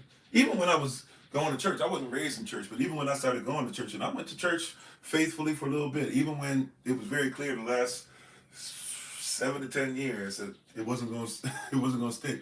But I was a preacher, and I was even a pastor in the church for a while. But I was told we weren't going to be doing the same thing that everybody was, and we were going to leave.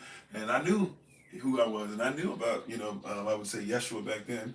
And if you say Yeshua today, cool, it's different dialects. But I'm just saying, I knew about these things. I even preached on these things, but I recognize the time is going to be up. The time is up. The time is now. Where because if you recall Scripture, here's Scripture. No man knows the day or the hour when the Son of Man will return. That's a marital scripture, by the way, as well, too, because the husband goes to prepare a place for his wife, build an add-on to a house. That add-on is called a mansion. And he's sent back to get his bride, right? When the father says he's finished. That being said, though, we do know what we're supposed to do to help usher in the end of the days. Did you know that? How you doing, Mo Desire? Did you know that, beloved? I'm going to say that again. I'm going to say that one more again because somebody's going to miss that. Right? Somebody's just going to walk all over that. Or somebody's going to act like, or somebody just doesn't know. So I'm going to say that one more again. One more again. I shall say it another time to ensure the certainty of what you have heard. I'm going to say it one more again. All right, you ready? A lot of persons are unaware, all praises to the Most High, but a lot of persons are unaware that that basically we have already been told, according to Matthew chapter 24, verse 14, what we must do and what our responsibility is in order to let Yahashua coming back be done as soon as possible. It tells you that you have to make sure you preach the truth. Now, somebody might say, okay, no, that's not what it says, right? Well, let's go there real quick. There's a reason why we need to start preaching this stuff and teaching this stuff and making sure, even if it's revolutionary, even if persons try to say we're reverse racist or try to call us out on stuff that they don't even know what they're talking about or whatever, we need to be true. We need to be honest. We need to be authoritative. We need to make sure we do things correctly. Look. Matthew 24, verse 14, real quick. Matthew 24, verse 14, real quick. This is what it says. And I'm going to say it the way with proper translation, because I know your Bible going to say something about gospel. We don't follow no spells of no God, no God spell, right? All right, Matthew 24, verse 14. And this thing we use to evangelize, this word, this truth is used to evangelize of the kingdom shall be preached in all the system for a witness unto all nations, and then shall the end come. In other words, the end is not coming until the word is preached. The word is not going to be some random thing just dropped from heaven. The word is to be preached by you and I. When we preach this and begin to make sure that everybody in the system has had an opportunity to hear it, game over.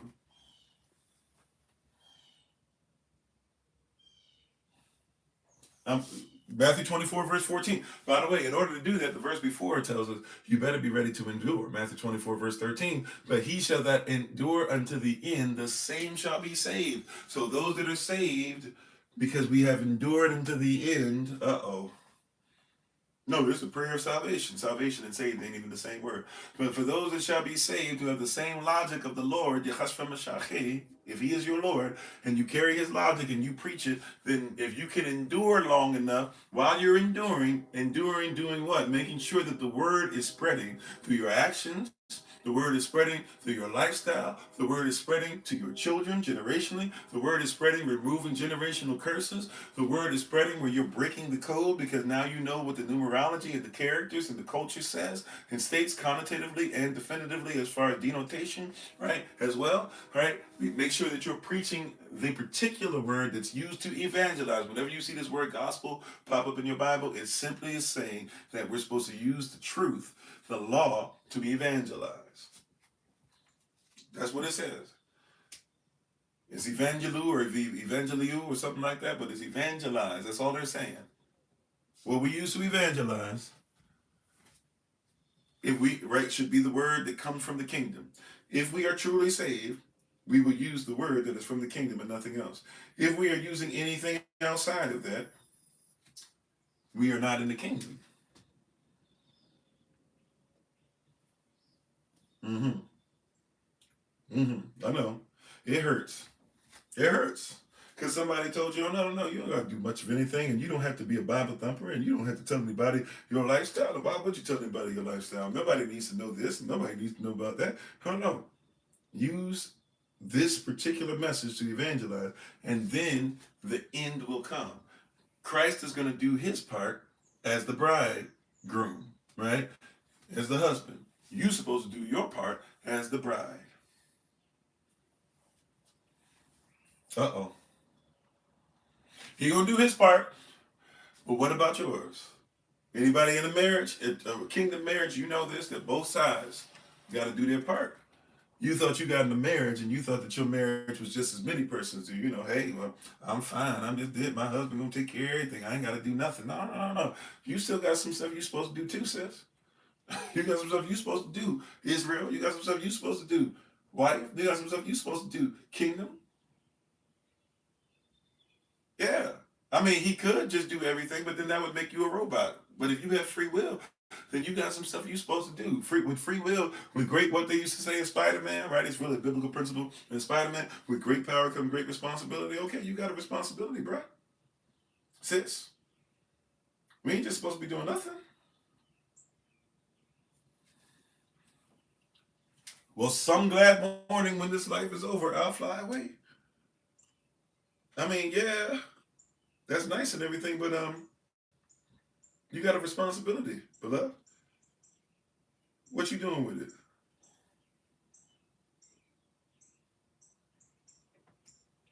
I love the fact that your baby knows, um, you know, three blind mice, and your baby knows 2 plus 2. Does your baby know Allah Bet Gamon Dollar K Vav Zion K Tik Ya? Right? I love the fact that you can tell me all these different things about no weapon formed against you shall prosper, but do you, right? And every tongue that rises against you shall be condemned. But do you tell everybody that that's the inheritance of Israel and that you keep that? How you doing, Fanny Lou? Oh my greatness, it's gonna be yuck. Oh my greatness. Oh my greatness. Are you see what I'm saying? We're the nation. Once again, it even tells us in Scripture, right? What is it? Revelation chapter 3, verse 9, where he's going to show the world that he's always loved us, and you got to be ready to teach those coming into the nation. Even the remnant that's going to be coming out of the world and coming back in, or those that have an opportunity to leave or that want to go ahead and give their heart and their life, their soul, and really be part of this. Are you ready to do what we're truly called to do? I mean, are you ready? We got some stuff to take care of, y'all. So when we talk about Passover, we are talking about what we did when we escaped Kemet, while simultaneously, all praises to the Most High, while simultaneously bringing back into remembrance, coming back into membership, making sure that the head of the body is still Christ. This is what makes us different, because while everybody just says we want to come out of wickedness, we're coming out of wickedness, but always allowing Christ to be the head. How you doing, Sister Casey? Shalom to you. Right? We are coming out of wickedness while always allowing Christ to be our head. And if I didn't say so, Brother Darius, if I didn't, please forgive me. How you doing? I think I did, but if I didn't, please forgive me. See, everybody else is talking about all these different ways to make things happen. But have you noticed it gets very confusing? Because while they're busy telling you how to make everything happen and stuff, they're not really actually showing you much of anything at all. It's not anything different than what the world's doing. It's so confusing, and then it ends up being just as bad as what everybody else is, just in down a different path or a different way, right? But meanwhile, we have the way. They're telling you all these things about live your truth, but we have the truth. Everybody's talking about how to make their life better, but we have the life. He is our king. And so when this wicked stuff happens, everybody's still trying to stay in bondage or Kemet, but nobody's realizing that Kemet, everybody over there in Kemet, everybody over there who won't put blood on the doorpost, everybody over there who's so busy worried about offering somebody else's child and not worrying about what policy does to them, because hey, it's not going to affect them, it's going to affect somebody else. Let's celebrate. Let's sell out. Let's do that Sambo dance. Some of y'all call it the Uncle Tom Day, but it's really the Sambo spirit. All right, let's go ahead, because it doesn't matter. But everybody who doesn't bow down to this is guaranteed that they're going to go ahead and keep bowing down to wickedness anyways. You'll hear persons all the time, even our people, when you show them without a doubt, hey, we're not supposed to be voting. We're not supposed to be doing this. We're not supposed to be doing that. Well, I mean, I got to vote. What else? What other choice do I have? You're telling me that all you can do is vote? That's all you're telling me. Well, if we don't vote, we're not going to have any say over anything. So now you voted. Do you have say over anything? President Trump is listening to you. President Obama was listening to you. President Biden was listening to you. President Bush was listening to you. President Clinton was listening to you. President Carter was listening to you. I know I'm skipping some, forgive me, I'm about to go out of order. So, President Nixon was listening to you. President Kennedy was listening to you. President Johnson was listening to you. President Washington was listening to you. President Lincoln was listening to you. No. President Jackson was listening to you. President Eisenhower, he was really listening to you. President Roosevelt was listening to you.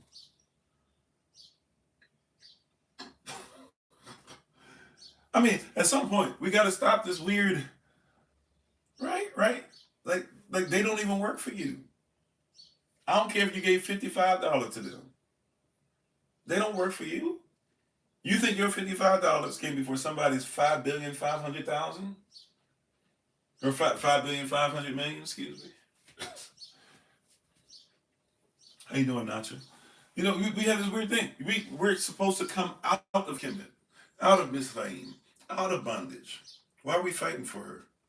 Why are we fighting for a system that has straight up shown you over and over again that they're not about to do anything for you? When they start doing something for you, hey, go ahead, hold me accountable, right? Real talk. When this system begins to do stuff for you, hold me accountable, please. Come back and be like, okay, so and so. But last time I checked, and I'm not trying to say obviously one person can't do everything, but when I hear from somebody who's on a phone call with me, or somebody who will come on here and call up, or somebody who comes to the comment section, and you keep telling me about all these persons that are doing something for you, meanwhile, they won't listen to you at all. But here you are talking to me and telling me how this person that doesn't care enough about you, won't even answer your questions, is lied, told you that you weren't at war because you didn't have boots on the ground, and now told you the war is over. Time out. First of all, I'm confused because y'all still fighting. But secondly, I'm confused because you said there was no war. Right now, I understand war. I've been in the military. I'm a veteran. I understand how war works. I understood even before that. I would have had enough sense to realize, well, you can't tell me you're not at war while you're fighting against somebody, right? To each their own on that. Some of y'all believe that mess. I never did. That being said, right? If we keep it a buck, um, yo, your belief system. This is the part where it gets grimy. You leading persons in your belief system. You guys are dancing, talking about how you look. You were the one that lied to these folk. I mean, you lied to me too, but I didn't care. I wasn't listening, so you didn't really lie to me like that. But you lied to these folk who are now coming here trying to tell me off and on, right, how great Trump is, and how great the United States is, and blah blah. But y'all were the ones that voted for him because he said, your gas prices were coming down. Now they $4. And that's in cheap places. Y'all paying $4 in the places where your gas prices are usually close to $2, and y'all are complaining. Now you're paying $4. Oh yeah, right. Didn't he say that immediately as he came in, the tariffs were going to help everything out, and y'all didn't even realize that in order to not only were the tariffs not going to help everything out, he actually got rid of even certain things that y'all had planned out. For example, y'all had a whole treaty with Canada, and with the treaty with Canada allows for you to or that you had basically meant that y'all paid like 0% tax on stuff that y'all were going back and forth. A few things you paid, but for the most part, something like 90-something% of what y'all did and traded back and forth, you didn't even pay no taxes on. Got rid of it. He said that he wasn't going to go ahead and cause wars, and then started trying to cause wars in Chi-Town. Started trying to cause wars in was I don't even remember where, in so many places now. L.A. was talking about trying to come in y'all spot down in Texas. Was talking about coming to your spot in New York, right, and all this stuff, and y'all fighting and stuff like that. He said everything was going to go well with business, and here it is. Your airports are about to shut down. Nobody in TSA coming to work because they consistently are on the chopping block as far as getting paid. And now he putting the ICE persons, who were supposed to be persons to deal with trying to get rid of all the illegal aliens that they said they were going to get rid of, are now going to be the ones, the same ICE who are out here shooting folk and doing all this stuff and are learning things and getting their stuff in 2 weeks. It's bad enough that a lot of your police officers are only going through maximum 6 weeks training. These cats are going through training for 2 weeks. And in Minnesota as well, the list goes on and on, right? Like, but they're gonna put them in. I'm just saying, and y'all still supporting this dude. This dude said no outside wars. We got everything there. We're gonna take care of home. Let's go to Venezuela. Okay, we're gonna make sure we take care of everything here. Okay, whatever these Israelis say, we'll do. Okay, we're gonna take care of everything here. All right, hold up, my bad. We're gonna go ahead and go to and go to Iran. Said that you weren't in a war, and now he said the war is over. I'm just saying, at some point, you're gonna have to catch up and say that this system is wicked. I don't care who's in charge, right? Trump's not even in charge. Trump's just trying to make sure he get money too, but he's not even in charge. This is the first time that you guys have actually seen the persons who really run stuff, one of them get on become the president. And it's not even really the first time that somebody's ran like that, but it's the first time you've seen it. For real, George Washington was one of the ones. George Washington, Virginia slave owner, right? Thomas Jefferson, Virginia slave owner. He was actually broke and bankrupt trying to get your country together. No wonder your country went bankrupt and started getting into debt, right? Andrew Jackson, Tennessee slave owner, went to school in Virginia. Madison, Virginia slave owner. Monroe, Virginia slave owner. Polk, Virginia slave owner. Taylor, I believe, Texas slave owner. Maybe Virginia slave owner, Texas slave owner. Van Buren, New York slave owner. But this, right? So really, you've had this before. Cats that really are using your stuff to continue what they're doing, right? And making money off you. And you voting these cats in, and you make fun of the slaves that they had, not realizing that they just putting you in debt. And when you become in debt, guess what? A person in debt is a slave, and a person that's a slave is in debt. Bill Clinton destroyed a whole country. Haiti can't even grow their own food because of his policies.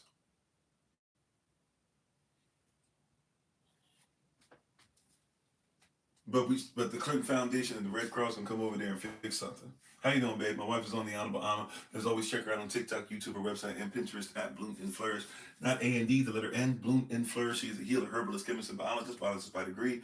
Thank you for being on. Love you, babe. And yeah, and by the way, please check out Bloom and Flourish products. Please, ma'am, please, sir, make it a point to check out not only Bloom and Flourish products, but also to look up stuff every once in a while for Changing Lives Initiative and be able to help as she continues to make sure that she changes our community for the better and the greater. All right. All praises to the Most High. Thank you, babe, for being on again. Love you. So, and couldn't do this without you. Thank you for your sacrifices. Seriously, thank you. So, in all the things that we go on, I'm sorry, I missed some. You're the ignorant, the truth beating them down. We just the vessels. That's right. You know, so we don't want to talk about this, but going back to our culture, going to Passover, it's highly revolutionary. It's extremely revolutionary because you have to revolt against the world in order to be born again.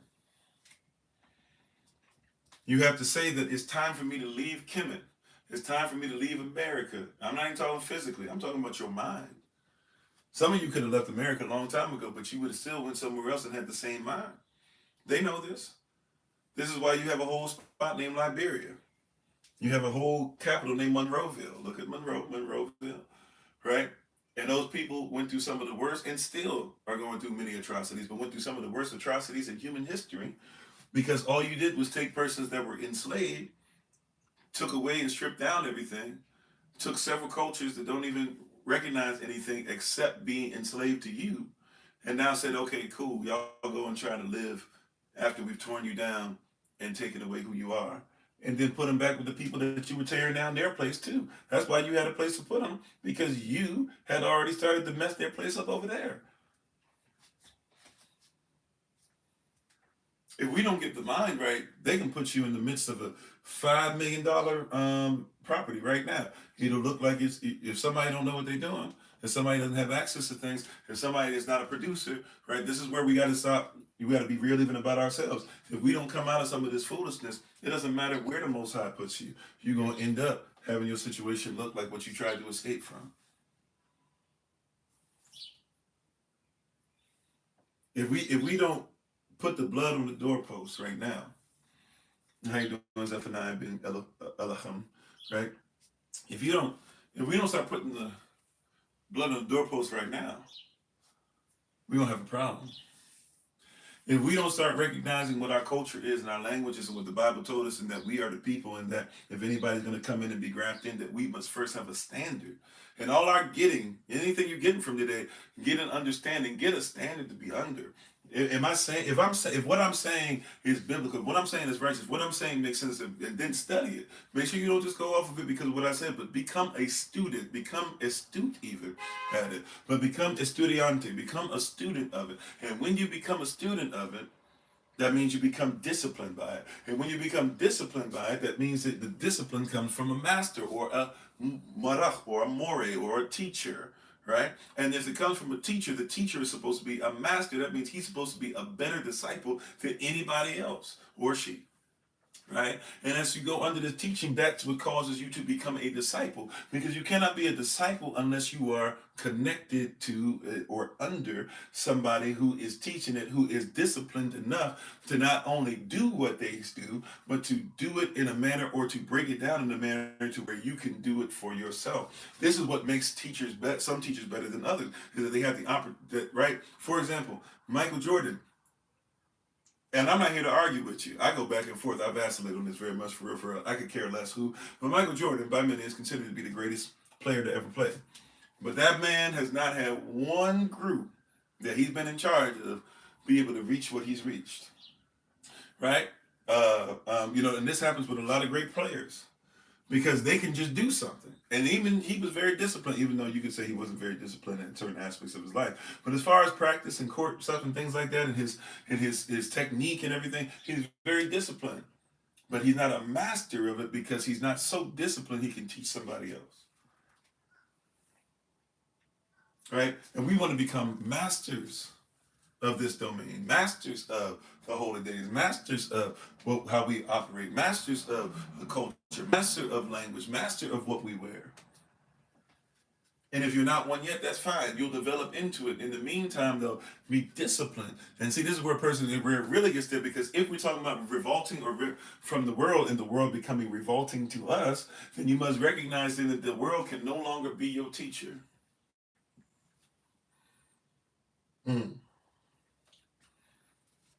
The world can no longer be your teacher. Come on, somebody. It cannot. If what we're saying is correct, the world can no longer be your teacher. If the world is still your teacher, you have a problem. Who shall believe our report? It's not only Paul saying that. In Romans chapter 10, verse 16, he told you that's what Isaiah said. That's Isaiah chapter 53, verse 1. Who shall believe our report? Now, this is where the rubber meets the road. It's not, that's why I keep saying, look, it's not my responsibility, as much as sometimes I wish it was, but then I look at it, I'm like, you know what, I'm glad it's not. Number one, because it'd be a lot of headache. Number two, because I'm imperfect, so I would make mistakes, and we don't need somebody like that. But it's not my mistake. It's not my calling to save the world, right? It's my responsibility to give a report. And those who are the remnant who would like to become part of the kingdom, please come on and let's start doing some things together. But I'm not here to try and look, I'm not saying, obviously we do. We help children in need. We help persons in need. We help persons that go through financial issues and things like that. But that's not my responsibility, is to try and make sure that I go into the world and make the world better by doing things through the world's prism and through the world's system. And how you doing, Sunny D? Thanks for being on with us, right? As always. Thank God for the like, share, subscriptions, hit the notification tab, donations, whatever it is that you do to help us in the kingdom. We cannot do what we do without you. We're thankful and grateful for you all so very much. For real, for real. Thank you so much for being on with us, right? That's right. The world can no longer be our teacher. So I cannot go to, as much as at one point I swore up and down that I needed to go to the University of Maryland. I never did. I should have. I could have gone for free tuition. My father still listens to me sometimes, disappointment about that, and I get it. Right? I could have had free tuition and everything, not free room and board, but I would have had free tuition. I was hop, skipping, and jump away. Could have easily gone to school and came back home and no problem, right? But anyways, but I used to think that I had to go to University of Maryland, or I had to be the engineer, or I used to think I had to go to the military and I was going to serve 20 years and that was going to make me better than everybody else. Or I used to believe that because I did Harvard Divinity and was taught by persons and even preached a little bit at Howard Divinity, and was able to go ahead and get stuff through Zion Temple of the Apostolic Faith Worldwide Bible College and Seminary and get a degree through there, right? Or be able to go ahead and say that I'm a pastor or assistant pastor and the work, and I'm dressed in my three-piece suit, and that's going to be the thing that makes me this and that. No, I have learned that I have to separate from the world, and that the world can no longer teach me. If Moses is my teacher, then watch this. I know somebody really not going to like this. If Moses is my teacher, then the church can't be my teacher. And let's have a discussion, right? If Moses is my teacher, then he teaches me Passover. If the church is my teacher, they teach me Easter. Hallelujah, Sister Deborah. Thank you for that. All praise to the Most High. Seriously, like I had to develop not only a new regimen, right. I had to develop under a new teacher. It's just the truth. It's just the truth. They can no longer, Elder Tamara, they can't be my teacher anymore. I tried. I was a great student, and it got me the same place that it gets everybody else in the world. Salah.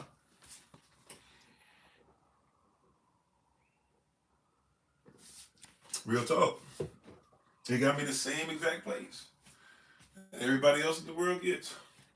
It did not get me any closer to all. So they said, right? I had to go. Come on, the original teacher, not the OG. I had to go to the OT. Come on, Sister Deborah. I had to go to the OT, the original teacher. Right? I had to go to the OT, and I had to learn the origins of things. I had to learn. Well, wait a minute. If you said that if Christ says until heaven and earth passes, and last time I checked, they haven't. So if heaven and earth pass, until they pass, should not one jot or tittle, the most minuscule of measurements, or even any of the way, even the way the characters are written, they should have never changed. But if we are telling persons that we should go to our concordance and look through the prism of modern Hebrew, which is a direct change, then is that not in direct conflict with what the word says? Oh, wait a minute. He said the more you reflect on your life, the more you see how y'all guide your steps. All praises. Come on, that's a word.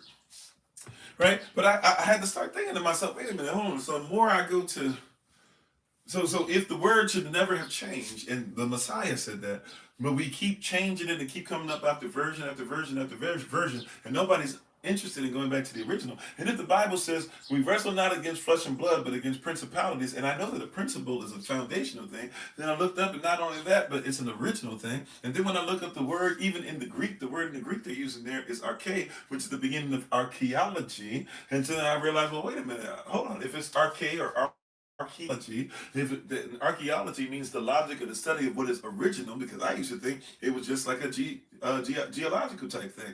Like if you're an archaeologist, you're just supposed to dig up stuff. But no, an archaeologist is supposed to be one that is proficient at the logic or the study of what the origins of things are. So we think that they're supposed to dig things up, but no, an archaeologist is supposed to discover the origins of things. And I said, well, wait a minute, hold up. If it's about the origins, that we wrestle not against flesh and blood, but against what's original, then why do I keep hearing and seeing and watching everybody do everything and look at everything except what is original? And I'm sorry, I don't know how to pronounce it. Is it Fairies Adams? Farias Adams. I'm not sure how to pronounce it. Please forgive me. Right? I had to dig deeper. Come on. As an archaeologist in the spirit, I realized, well, wait a minute. If it's about the original thing, then I've got to go to the origin. I've got to go to the law first mentioned. We don't like law, but here's one for you that you should learn, even from a homiletical perspective, right? Even from a hermeneutical perspective, even from an apologetical perspective. There's the law first mentioned. Then the law first mentioned, you should look for the first time something's mentioned, because if you can see when it's first mentioned and how it was defined both in denotation and connotation, you're already ahead of the game. And last time I checked, Passover was mentioned way before, right? As far as worship, it was mentioned way before this thing called Easter. Last time I checked, Passover was mentioned way before there was this thing that you now try to call communion. Last time I checked, the Passover was told to follow not only by the Most High, Yah, right, as far as Abba in the personhood of Elohim, right, but also his son, Yahashua, told you to do it and did it himself, and then said you should do it consistently, and then keep on doing it, and then do it even when you meet him in heaven. Somehow, some way, though, somebody will tell you that what the Messiah said is not supposed to be followed. And if we're not supposed to follow what the Messiah says, then is that not Antichrist? You've always been interested in studying the original. Come on, that's where it is. See, the law first mentioned. If I can see, this is why I know a lot more. I'm not trying to say that I'm better. I'm talking about the prism, the kingdom prism. I'm talking about kingdom sense, not common sense. I'm able to talk more about offerings than others, because while others hear offering and think, what's he trying to, I don't even got nothing in my pockets, right? That's what most persons do. But instead, an offering, I'm looking for the first offering. And I'm interested in what an offering does. And if I realize that the first offering covered the nakedness that was left over when Holy Spirit leaves, when we sin, and Yah can't look upon us because of our sin, because we are truly naked before him in his eyes. So he himself did the first offering to make sure that he covered us so we wouldn't be so naked. and we would have honor again.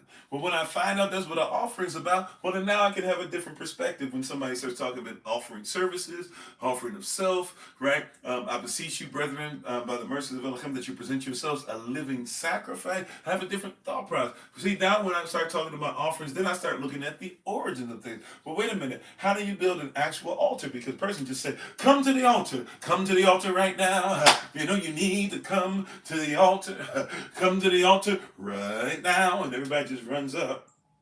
But first things first, how do you even build an altar? I'm into the origin.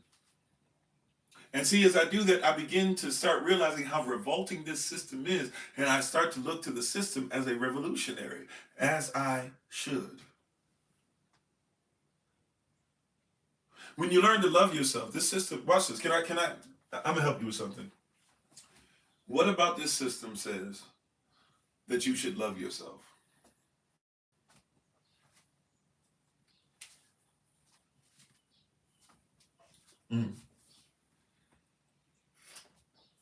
I'll wait. What in your Constitution of the United States of America has ever said, this is how you love yourself?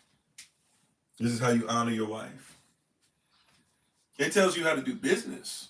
And if y'all get a divorce or whatever, how you shouldn't treat her a certain way because she represents money.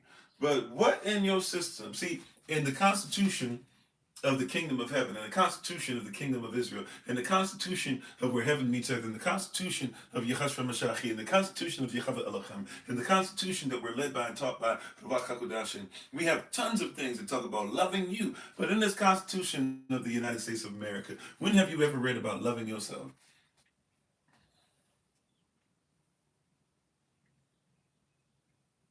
When you went to school and you took all those classes, that's right. Nothing teaches wickedness, manipulation, usury. Come on, covetousness, right? Come on now. Yes, we do have fellowship for this. For us, it's not just virtual; it's reality, and so we do not just do things virtually, but we do things in person in different places as well.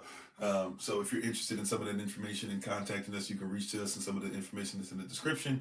We have SOC University, men's meetings, women's meetings, stuff for the children, Shabbat school.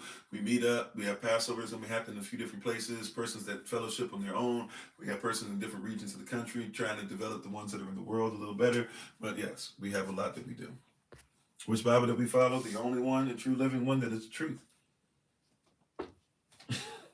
All of them are versions, so I'm always going back to the origin. That's what we're talking about today, the origin of words. Even if you have a King James Version, 1611 King James Version, a 1590, a 1560, they're all versions. Even if you got one in Latin, it's a version. If you got one in Greek, it's a version. If you got one in Hebrew, it's technically still a version because you still got to go back past that to the original, because even though they made the first Bibles, the first 4 versions in Hebrew, you still got to go back and make sure that that's the original alphabet or ivlit, right, that they were using in the first place. All right, but that being said, you're welcome, by the way. Thank you for being on with us. That being said, you've never seen, like I said, if you want to get a version, or I've said prior, and I don't know if you caught this before, Elder Tamara, and forgive my energy, I'm all over the place, so I don't mean to come at you. My bad, sis. If I hope you didn't take it away. Let me slow up some. I'm excited, and it's starting to get all over the place. Forgive me. Let me. Okay. Yeah, the Ethiopian Bible. Yeah, get a version. Just realize it's still a version, and there's certain things that have been changed as well, right? You know, it's kind of one of those things that everything that's coming out, for the most part, there's very few persons actually going back. I still need to finish up. I got that one from last year still sitting. You know, I've been doing better, though. I've been writing this stuff or whatever. I've been putting out stuff. I've been putting out some pamphlets soon. We've been talking about, so these holy days, you can see how they go. At least Passover and Pentecost, we'll have some of that we can give for you guys for literature to look up some things. But, you know, there's very few persons actually being like, I want to go back to the origin or the original, you know, because even with the Ethiopian Bible, you still have a lot of influence as far as Orthodox Christianity. And even with the Ethiopian Bible, you have a lot of stuff where bloodlines changed over years. And so we're not even 100% sure if Sheba's bloodline is in fact Selassie, right? We know it changed at some point, but we're not sure if it changed back. And therefore, a lot of teachings, a lot of things they have over there. Also, too, when you see the Ethiopian Bible, which is actually being presented by somebody else through their culture, you have to also take that with a grain of salt too. But since you know more of the original, there are probably a lot of things that you would catch anyways. But I was, to be honest, if you're going to be somebody who's like a student, I would suggest get as many versions of the Bible you can get your hand on.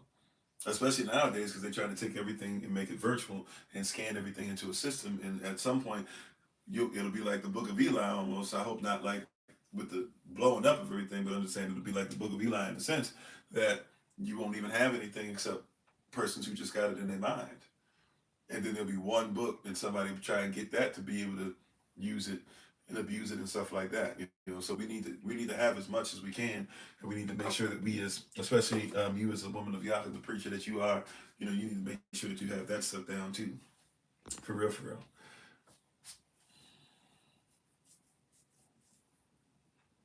What is Yah's promise to Ishmael's nation? Since we doing there, and since you messing, how you doing, Starboy? Now Ishmael is my brother. And I made a point to say that. That being said, we're gonna tell the truth. If we're gonna tell the truth about ourselves, Israel, we gotta tell the truth about Ishmael. But what is the promise that you're getting upset at my sister for saying? Okay, once again, specifically, we just went over by the shot or Genesis. We did a whole series in it. Okay, so you on some stuff to where like that's not biblical. Saudi Arabia 2034 is not biblical. But go ahead and tell me. See, because once again, we're revolutionary. And that means we also got to start picking stuff out that is revolting to the kingdom. So the promise to Ishmael was never that he would be the promised son. The promise to Ishmael was never that he would make sure that he had all the land that Israel would have. Right? The promise, matter of fact, the only reason why Yah listens to Ishmael is because of Abrahamic covenant. He didn't even listen to Hagar. If you recall, Hagar being Kemetic, by the way. Ishmael was raised Kemetic, by the way. Well, I don't know why we don't talk about that, right? And then Esau is married into Ishmael. That being said, what is the promise? You said, oh, yes, it is? Well, you can't tell me. You can't show me the scripture. When you say Genesis, make sure that you get plain as day, right? And see if you can type it out for me, right? Because you're Saudi Arabia 2034. Matter of fact, let's do this real quick. I don't have time for it, but I got a little bit of time for that craziness, right? Besides the fact that we talking about the World Cup and somehow trying to somehow be like the World Cup coming into play, gonna do whatever. What are we talking about with Ishmael in 2034?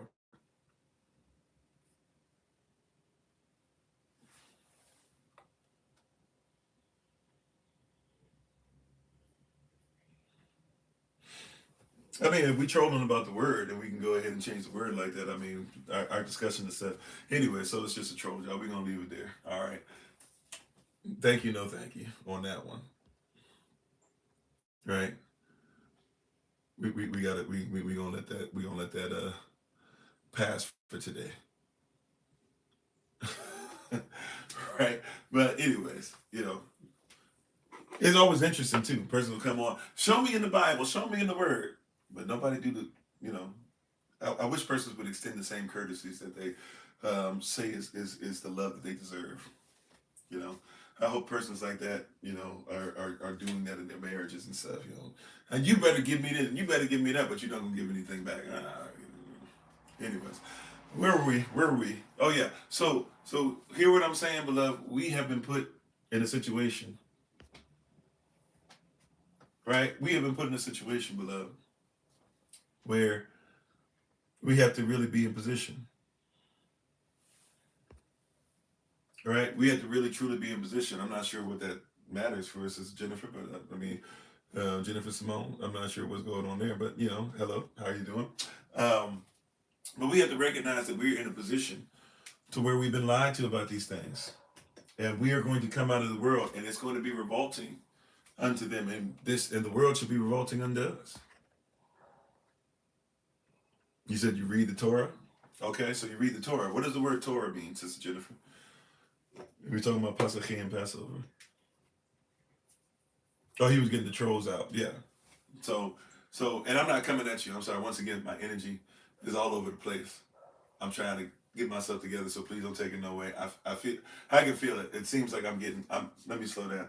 I might be like getting the attitude or something. Let me slow my roll, or at least I'm coming off as I have one. Anybody that I've done that to, please forgive me, right? I'm having a moment. I'm having a little bit of whatever in my head. So forgive me, right? I'm going through some things. All right. My apologies. I hope I haven't been, yeah. Let me slow my roll a little bit because I think I'm, yeah. All right. So, anyways, Holy Spirit, have your way. So, in all the stuff that we're speaking, uh, and all the stuff that we're talking about, we have to recognize that Passover is something that has taken us away from the Word, right? That Passover is something that's taken us away from the Word. And I'm sorry, the way that we look at Passover is not correct because we have been taken away from the Word. The way we look at Passover is incorrect because we have been taken away from the Word. Salachiach, levachakodash. Amen. Um, So, in all the things that we're going through, persons don't know what Passover is, and they don't know what Passover is because they don't care what Passover is, because they don't care about what Passover is because it's not cultural to them. It's not culturally relevant, and since it is not culturally relevant, it means that it's something that doesn't mean anything to them. It's not their culture. It's not their belief system. It is not their belief system, right? Easter. Look, Easter is more their culture, not because of even what they believe. Easter is their culture because that's the one time a year, for real, for real. Those of y'all who did the church thing, you know I'm telling the truth, right? Right? Y'all know I'm telling the truth. Easter is the time that everybody shows up at church. You show up in your best outfit for the year, your biggest hats, right? Your pastel colors, right? You're gonna see brothers in bubblegum pink and cotton candy blue, right? With the fire neon gators, right? How you doing, brother Dennis? You gonna see all that stuff, and all it is a time for you to check in and say that you came. Everybody, every Sunday, what they say, April 5th, right? April 5th is gonna show up. I think that's when they said Easter is. April 5th is gonna show up, and boy, you're gonna see a turnout. Costly apparel, come on. Right, you're gonna see a turnout like you never, like, well, I won't say like you never seen, but like you see once a year, right?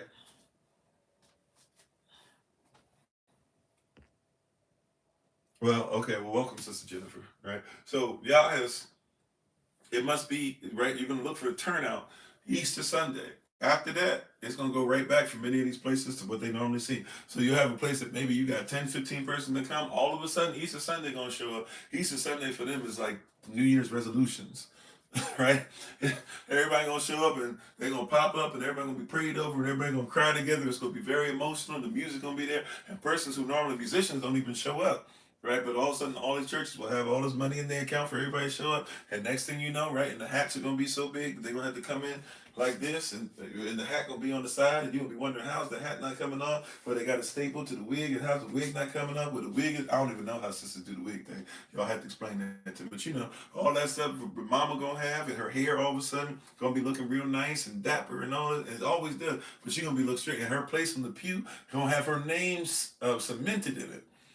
She gonna make sure that she sits there and she's ready to go, and they gonna have extra uh, prayer cloths, the extra cloths to make sure that they're covering up those short skirts and all that. So they gonna have all that stuff together. But come next week. Matter of fact, for real. See, we don't say come next week because of the church service on Sunday. For real. Come the next day. Come right after that. Everybody gonna be doing the same thing they always do, and they're gonna have an Easter dinner or they're gonna have an Easter cookout. It's that's all it means. April 1st is about to happen though, and a whole bunch of persons could care less. You said you're new to the truths, you're learning to read your Bible more with a different understanding. Amen. And all you're getting, get a standard to be under, get an understanding. Right? That's all it is to them. They don't think about Passover as bringing Christ to remembrance because for them it's just show up. They don't think about this as a whole Passover meal because to them it's just communion and then, oh yeah, we'll just go ahead and have whatever we want. And they're going to eat things that are unclean. Easter Sunday is Fashion Week. Amen, Brother Yechasav. How you doing? Right? It's a different mindset. They're not thinking like we're thinking. They're not thinking that when we come together, we separate from the world. They're not thinking this is a reminder that our king is not the president, is not in parliament, is not in Congress, right? Is not a prime minister.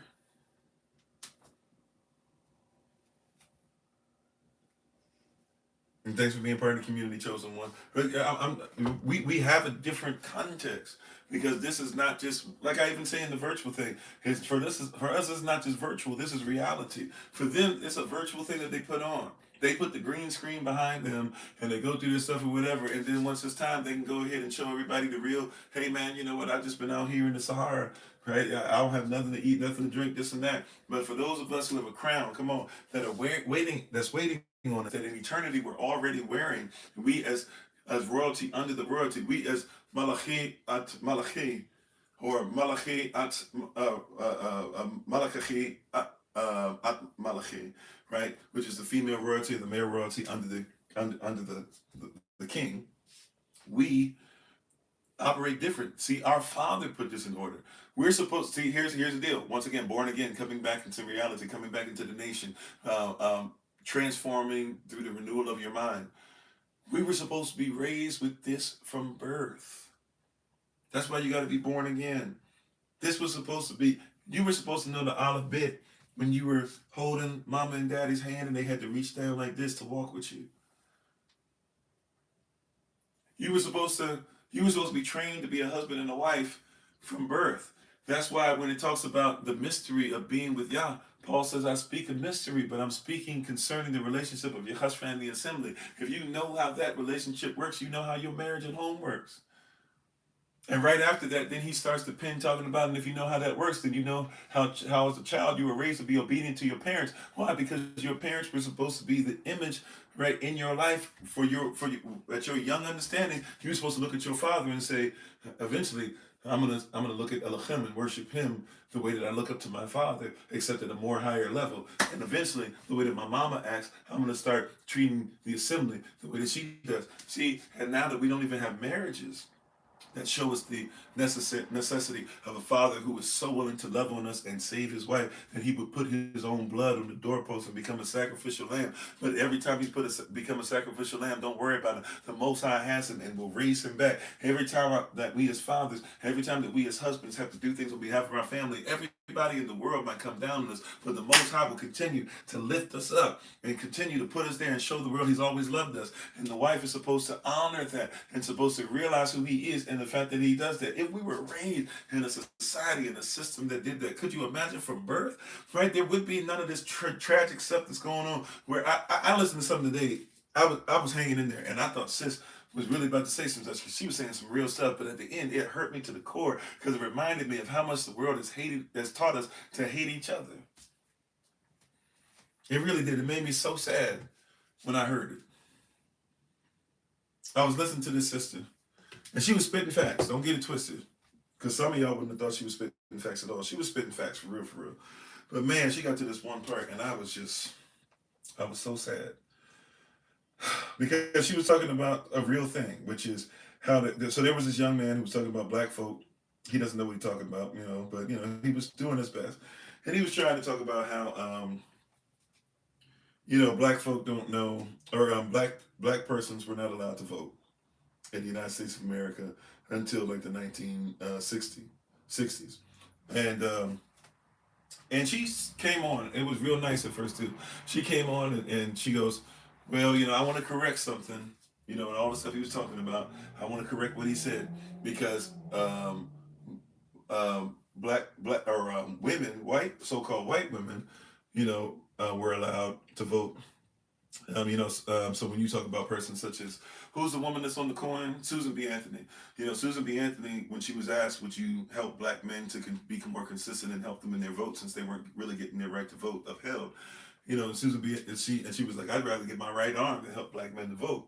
So even when they said women could vote, black women really didn't get a chance to really vote like that, right? Look up Fannie Lou and all these other persons, etc., right? But she was telling the truth, and I talk about this all the time. Then the next place she went, which I talk about as well, is she says, hey, the fact that it was black men were actually allowed to vote, according to the 15th Amendment, which is true. But then when we started executing our vote, they started doing things like taking out cities and making sure that they took all those persons out. But at one point, there were more black persons percentage-wise in Congress and in state Congresses, especially back in the 1800s, than there are today. believe it or not. So she's definitely right about that. And I often talk about the fact that men, we didn't do our job, because if anything, we should have said, well, we're not going to vote.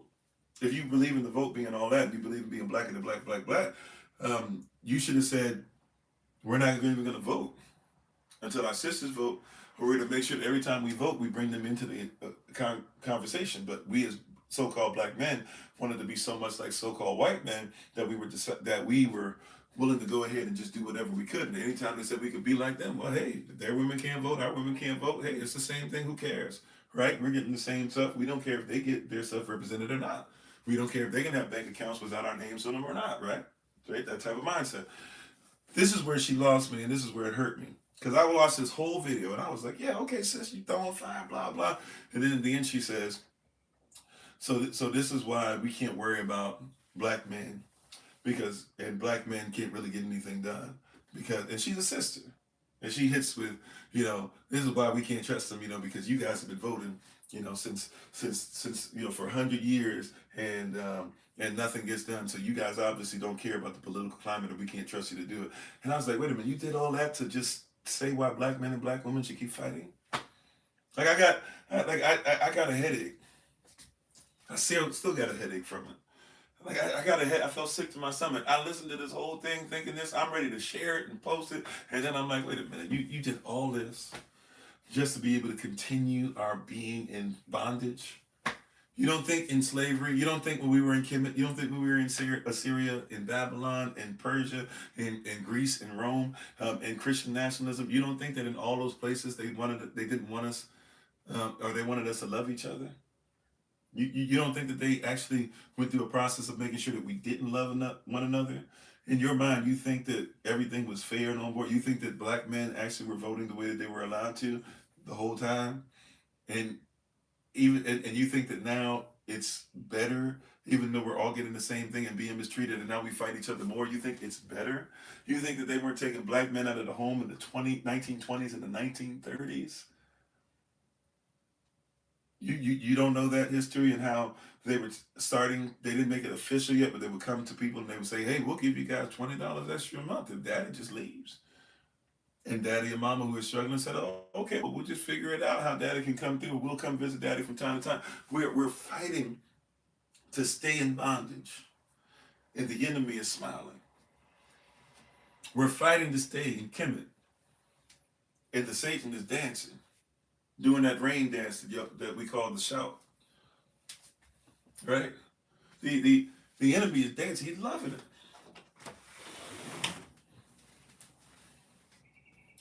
He loves us fighting against each other. He loves that there's Israel who swears that Israel doesn't matter, and will make sure that they bow down to Ishtar before they actually celebrate Yehoshua, and make sure that they celebrate coming out of Kemet. He loves it. Yeah, the power of the blood bringing us out. All praises. Selling the birthrights like Esau. Right? I'm just saying, he loves this. He loves how you against each other.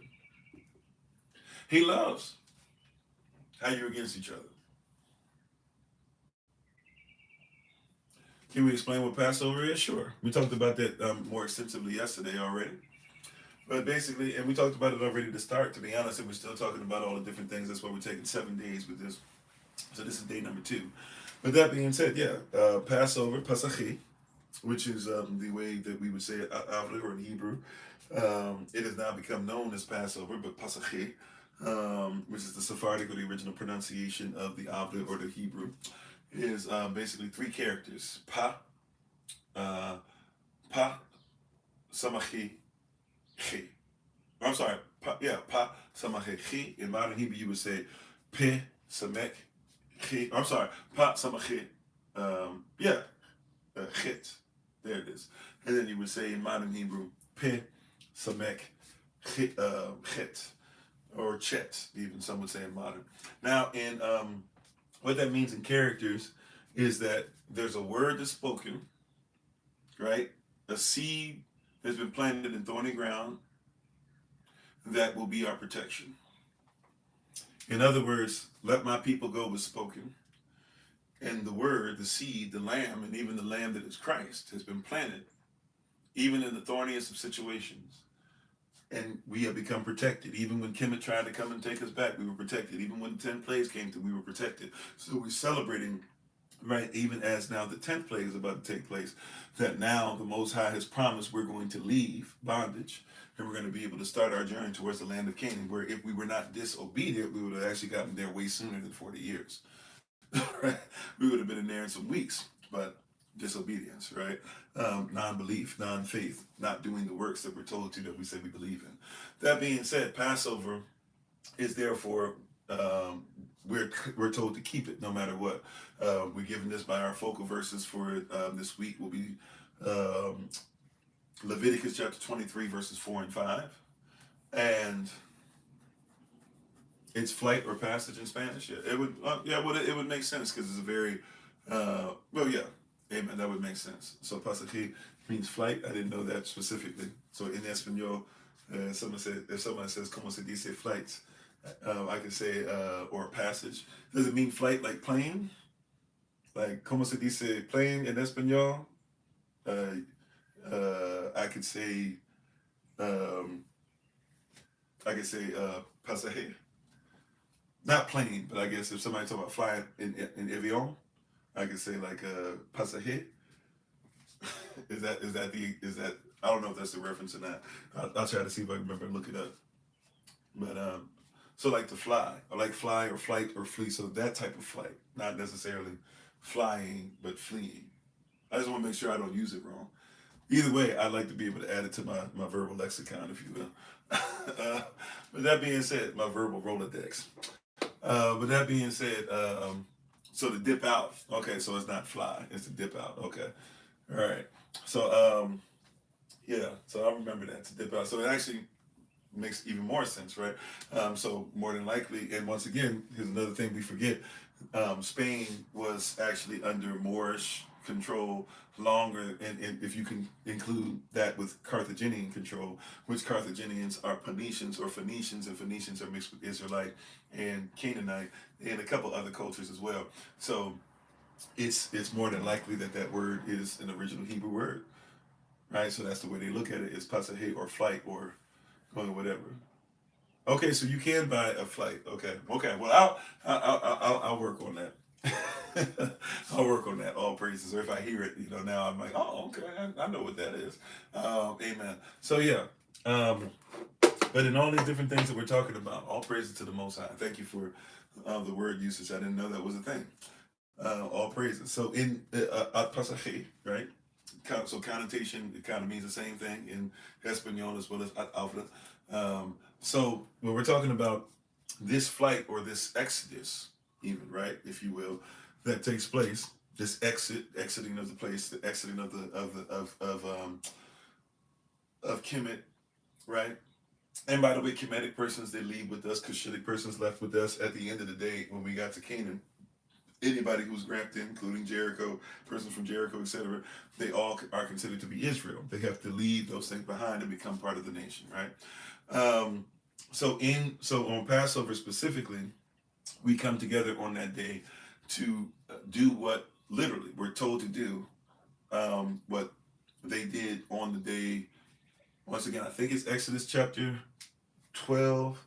I could be wrong on that when they're given the commandment, but we're told to do exactly what they were told back in Exodus. Moses was given a command. He was told while the ninth plague was going on, he was told go back to Pharaoh, and Pharaoh is going to say something to him, right? And basically whatever Pharaoh says about him and Israel, right? Well, whatever those who are keeping us in bondage say about us, know that whatever they're about to speak over us, the Most High says it shall be speaking over them.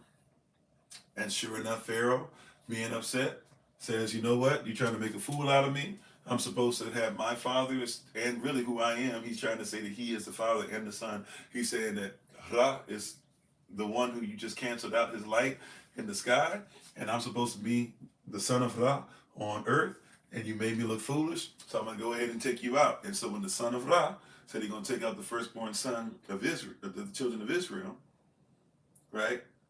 Then the Most High said, no, no, no, I'm taking out the firstborn son of all of you, of all of the persons in Kemet. And he said, this is what I need you guys to do. If you have faith, see where faith and works go together? You got to have faith and work with the blood. Somebody, oh my goodness, if we was in an old school church say, I say, turn to your neighbor and say, you got to work with the blood. Right? Because we know the blood is necessary. We know it's the blood stained banner. We know the blood goes on the doorpost. But you have faith, then you need to work it. You need to have that offering. You need to offer up that lamb. You need to work that blood. You need to put it on the doorpost. A lot of persons will say they got faith in something, but won't post anything anywhere. Won't put anything on the doorpost. Oh man, we lost a bunch of persons. All praises to the Most High. Did I lose y'all for a second? Can y'all hear and see me? Everybody's gone. All praises though. All praises. Anyways, so you got to put the blood on the doorpost. Y'all still there? Okay. It froze. All right. I didn't even notice. My bad. Okay. Sorry about that.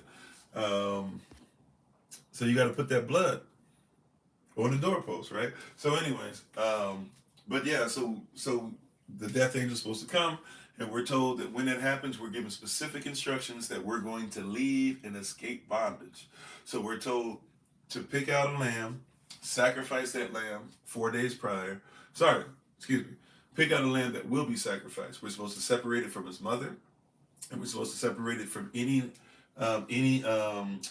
sheep that is a year older, any male sheep, really any sheep, period. If they're not, we have to put all the male lambs that are less than a year old, put them away, and they have to fast. They're not eating, right? They're mesentery, even. It uses a word. It's all about even like their intestines and stuff should be empty. So basically, they're getting given 4 days to fast, right? We separate those lambs, and then that same lamb that we've separated, showing that we should be separate, that the lamb should be separate, all these different things.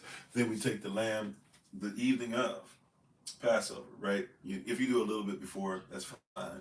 But we take basically right before Passover on that day, we're supposed to sacrifice a lamb, right? Then we take that lamb. If everything were to be able to work out perfectly, we're in the land of our captivity. Some of this stuff can't happen for everybody. I get it. And some of us don't even know how to do this stuff. So it is what it is. But we're getting there, right? So then the next thing you would do is you would say, okay, now we take the lamb, right? That represents the Messiah as well. And it's going to be his blood that protects us from death, right? The messenger of death, the death angel.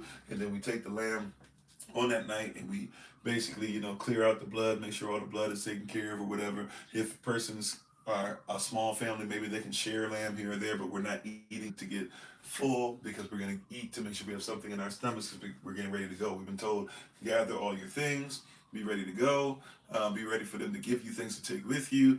Yahweh's about to do something that you've never seen before. It's about to be something that is revolutionary. You're not going to be the same after this. You're not going to be under their rulership anymore. You're going to come out. We're doing something in faith, right? And so then, after we take that, the lamb is prepared, unseasoned, the bread is made, unleavened. By the way, they wouldn't even have time for leaven anyways, right? So unleavened. Then you take the bitter herbs, which are things that they would have had to eat, but they were given specific instructions on bitter herbs and things. You take those bitter herbs, you have them ready, and then they would have had some wine, which has been something that they would have had, that they would have been having anyways, right, around, right? Not saying your children have to have wine. Your children can have, juice. Or if you're somebody who's afraid because you've dealt with, drinking and stuff like that, and you're still going through your 12 steps, or you just don't ever want to go back, whatever the case is, hey, have your juice, enjoy, all right? I get it, right?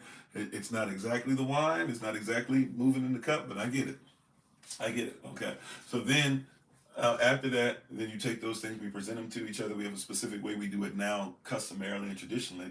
Ultimately, you would have ate these things. You would have made sure that everything was consumed to burn, because anything that's offered up to the Most High must be consumed. But those things should be consumed and burned and taken care of. And then we would have left. Right, realizing and recognizing we would have in faith been waiting for Pharaoh. Same kind of thing we did with the Emancipation Proclamation, on April 1st, 1863. Same thing we celebrate like on Watch Night service. Kind of the same thing. We were waiting because the command was given us that Yah's going to free us, and we're waiting for Pharaoh to bow down and realize that it's over. And when Pharaoh makes a decree and says, right, he thought he was going to speak death over us, and then the Most High spoke death over him or his child. After that, it's over. He says, finally, you guys won. The Most High is the Most High. He's above Rach, he's above me, he's above all the frog nature, he's above the nature of the dust of the ground, he's above the nature of the river, he's above the nature of blood, he's above all those things. You guys go. And rushes out and says, please take. And the people are like, please go and just take stuff. We don't even want you here anymore. And so we leave, no longer slaves, free. And we're told every day or every 14th day of the first year to do that again and again and again. If we miss it, we can have a makeup that's done on the on the 14th day of the second month, again and again and again. But we're supposed to really try our best to make sure we uphold that 14th day of the first month. For us this year, this is April 1st. Some would argue it's March 31st. We can do April 1st. All right. Now, after that, Christ comes on the scene, the true sacrificial lamb, right? The true one that must be sacrificed and not the scapegoat. By the way, we talked about this in Q&A before, but just in case, if you get confused going back and forth, person's like, it says goats and lambs, goats and lambs.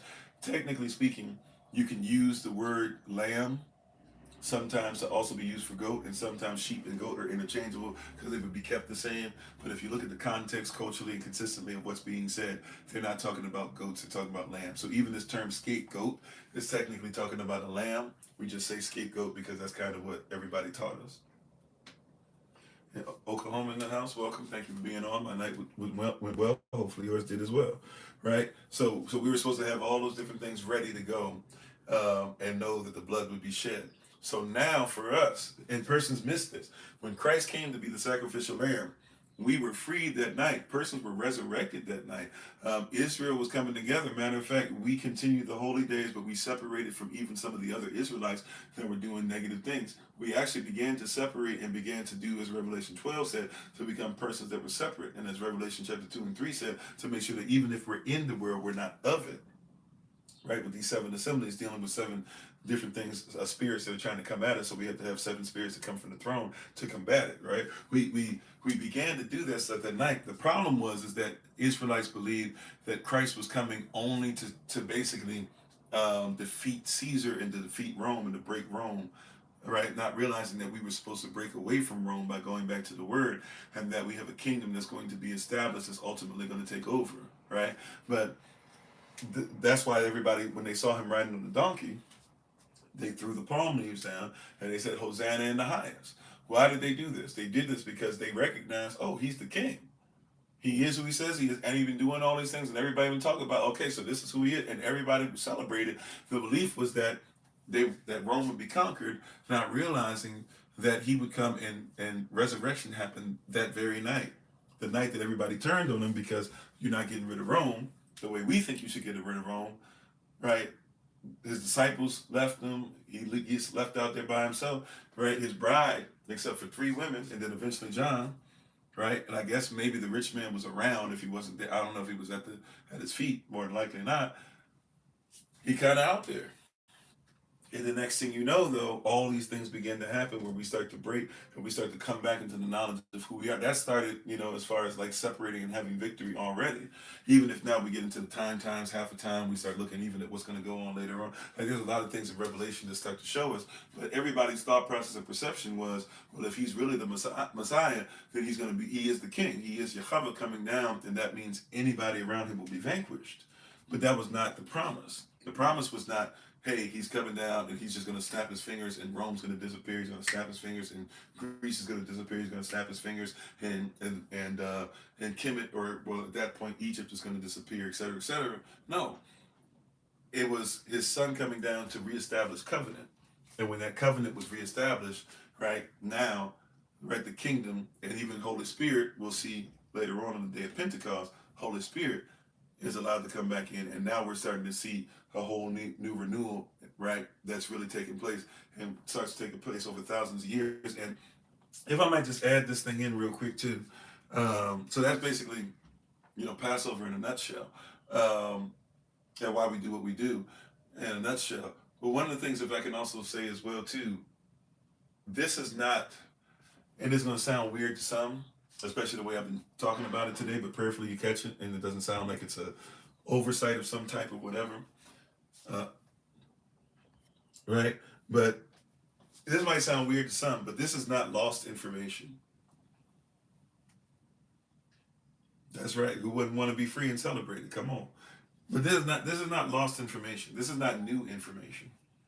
Technically, in eternity, nothing's new anyways. But even if we want to go by timeline, this is not lost. It's lost to many, but there was always a contingent, right? There was always a contingency. There was always a separated group, right? If you go to Africa, you'll find tons of places where they don't deny it all. Yeah, Israelites are here, Negroes are here, right? We know there's a place called Negro Land, looking for the Negro.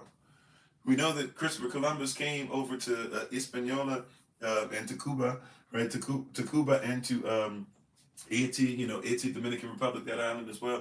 We know he came over and was using an Israelite interpreter looking for the land of Asherah. That was something that was supposed to be where the Northern Kingdom went. That's why they went looking for him over there, and did find him. And I know there are persons we talked about in one of the live sessions.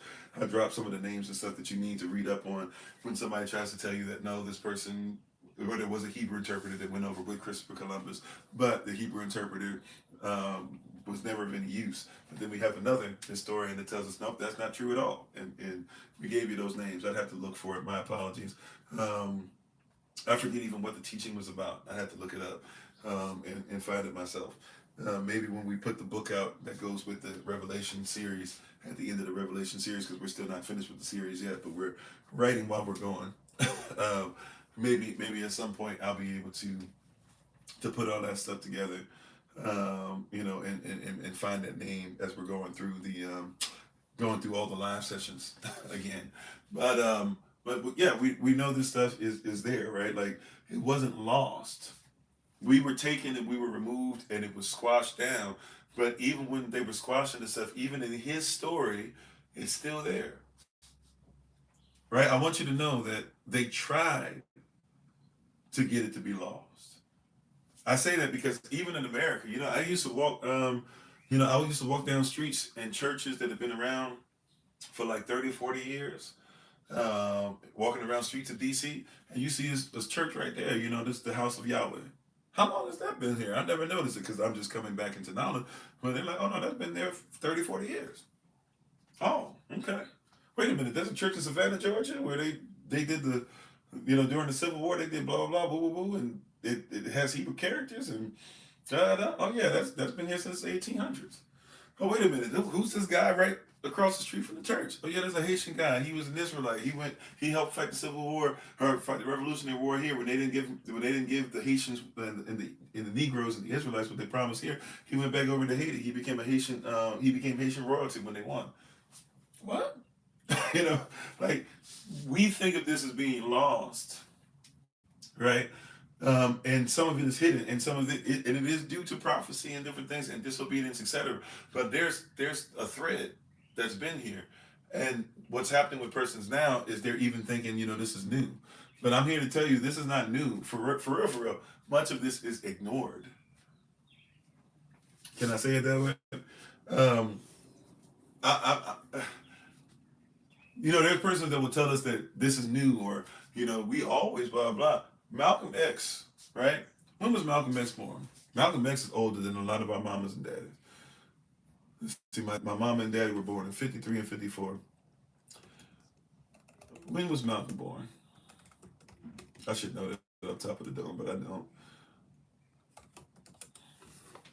Okay, Malcolm X born in 1925. So one would assume that his mother and father would be considerably, right, older than that, would have been born before that, right? So let's just assume they're born somewhere, and more than likely they're born before this, but let's just assume they were born 1900. Persons have babies younger, usually anyways. Let's just make an assumption they were born 1900s. 1900. Right? Safe. Let's just say, I think I'm going to be wrong as far as it was earlier than that, but let's just guess, right? And he was 4 years older than MLK, for sure. I'm gonna use Malcolm for a specific thing, but yeah, Martin and him basically same age. Matter of fact, Malcolm is often 65, Martin is often 68. So that's 3 years later. Who knows if he actually had 4 born days in between there though, and they actually end up, but they're basically the same age. But they both have their life taken. But I use Malcolm as an example for what I'm talking about today, as this not being new information. Because Malcolm X's daddy was a preacher, right? Malcolm X's daddy used to preach at churches and travel across the United States of America. Yeah, he did, right? He was a pastor. He was also a Garveyite. And if you go back to his preaching, Malcolm X's daddy, right, preached a whole lot closer to what I'm preaching to you than what the Christian pastors of today preach. He would preach and teach that the persons in the Bible were black. I'm not saying that black is a nationality. I'm just telling you what he preached. He preached that they were black, right? He preached about the Negro. He preached that there has to be separation out of the world. Now, this is where his teaching went a little different. He preached that therefore black men couldn't be in America. They all needed to go back to Africa, and there would be no safety around white folk. Right? Now, that part is a little off the beaten path. I honestly we're looking to separate, but even though we're not just basing it off of color only, but we are looking to separate. So, I can't act like we way far away. But I'm just saying he preached something closer to what we preach than what they preach in your church. He was a pastor. They would tell you that they didn't exist. This is just something new. But Malcolm used to be sitting there with his daddy during Garveyite meetings and during church sermons and Sundays and stuff, and he would hear his daddy preaching this message. In our mind, we think that, oh yeah, he only got this because of Elijah Muhammad, but he was raised in Israel, being who they were and not being the same as what they taught us. And talking about that we shouldn't be part of the world or be part of the system. That's not new. Not every person that are born around 1950s, 1960s, and they'll quickly tell you, oh no, nobody, this is new, and it's so blah blah. It's not. This isn't really new. It's been around, but it's been covered up, and it's been something that, especially for those in Balaam doctrine, are shown and trained, and even sometimes paid off to ensure that they belittle those things. Right? You don't always have to go to the white man, right, to be able to get that, because a lot of times, just like Willie Lynch syndrome has shown us, right? If you've done some research about Willie Lynch syndrome, whether you believe Willie Lynch was real or not, what it talks about in there is real, right? Willie Lynch syndrome, if you do some research on it, what it does to us and affects our thinking and how it gets us to go against each other, that ain't nothing but Deuteronomy 28. And we've been fighting each other over this stuff and covering each other's stuff up, because what we do on our plantation better than what you do on yours. Mm-hmm. And if somebody brings out something that would cause a person to leave your plantation, see, black folk, we trying to get plantations too. Just trying to do it in the name of the Lord. Oh yeah. Have you not found it interesting that you don't find Pastor Todd fellowshipping with Pastor Gray? And that Pastor Gray, although they were on television shows together, Pastor Gray's not really fellowshipping with Pastor Bryant. And Pastor Bryant, although they was in the television show, ain't really fellowshipping with Pastor Hatton. And Pastor Hatton's not really fellowshipping, although they were on the same television show, with Bishop Jones. And Bishop Jones, even though from time to time they do some stuff, but you ain't really seeing Bishop Jones and Bishop, well, they older now. When they were younger, maybe it was a little bit more. But you're not really seeing Bishop Jones messing around with Bishop Jakes. Why not? Bishop Jakes ain't really coming around Pastor Price, although I believe Pastor Price is a little more on point. Not just Fred Price, but even his son, who's there now. Right? Seemed like he had to get himself in order in a few things, but it seems like he's getting himself together. All praise to the Most High. I haven't checked in a while, so I don't know 100% what's going on, but it seemed like he's talking that talk. I hope he's walking that walk. Right? But those things being said, we've been taught to go against each other and to fight each other out. So if somebody's coming with a truth, and especially if it's a truth that the persons who give you the pulpit, because I know we don't want to talk about this either, but TD Jakes don't become TD Jakes unless it's for TBN and unless it's for the Bush family. What do you think the Bush family and TBN stand for? You think they stand for righteousness because they have a Bible on their programs, or do you think that they stand for racism, white supremacy? Oh, don't think too hard. Don't think too hard. TBN is involved in racism to the point to where TBN was trying to partner with what's his face, Dr. Phil. Dr. Phil is one of the most anti-black folk you'll ever meet in your life, and smile in your face. He's very democratic, right? He's very leftist, but then also we found out how rightist he really was. The second, not the first. Come on, right? Like, and so these persons built up TDJs. The Bush family is the one who literally gave TDJs the land. You were taught, TDJs told you that he came out and he just said, "This is how I paid for the land and this is how I paid for the church." No, no. TDJs, he had to preach a specific. Now look, I give credit to TDJs once again. I say this all the time, right? There can be two things that can be true. TDJs can be in some really disgusting looking type situations, allegedly, right? TDJs can be looking really crazy right now, and at the same time have said some things that really changed my life. I'm appreciative of TD Jakes, especially if you go back and look at him when he was earlier on and he was hungry. He's more of a Bible, he's more of like a Bible study teacher in the beginning, way more than what he is now. I'm not saying that he didn't still have the same voice and stuff, but he became kind of like a caricature of himself over time. But he's more like he's more of a. You go back and look at him speaking on, if you can find it. I don't even know if they even have it on YouTube and stuff anymore. But look at him when he's talking about Ephesians and love. It goes through the whole thing. That's what made me start realizing Ephesians was a book of love. And when they said lost the first love, and I was like, oh, I get. He was introducing concepts to me, and he was talking about language and etymology and things. And I'm like, wait a minute, hold up. I've never heard anybody speak like this. When he talked about women thou art loose, he's heard a lot of his. Even though some of his stuff was a little sketchy, when he wrote the book. For men, wow. And I got a lot in my life out of this book. At least it started to change my perception on what it was to be a kingdom man. When he talked and how kingdom men should be even spoken about, and how you should talk to women about men so that they can comprehend it or whatever. I forget. Oh, what is the book? Something.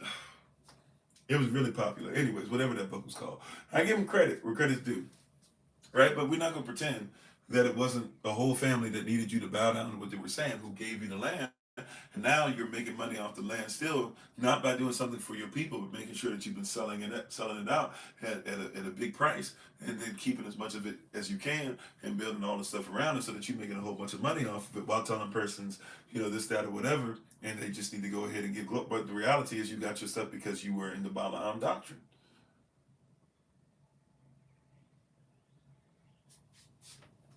Emotions. There it is. Emotions. Yeah, Emotions. It was I'm telling you, it was a great book. I'm not gonna hold you. And then when he started preaching about the book, when he was going through all the churches and talking about it because he's trying to sell it, but I mean for real, I was glad he was preaching about it because he started saying stuff. I was in tears, like, man, somebody finally talking that talk, finally talking about what we go through. Finally, I'm giving credit where credit's due, but we're not gonna pretend that you ain't doing this and that or whatever, right? And we've been taught so much to like just fight against each other and go against each other and not build. See, Passover is when we come out of that. You said they broadcast that white wax. Mm-hmm. When you magnify on the word, come on, bro. I like that when you magnify. Uh-huh.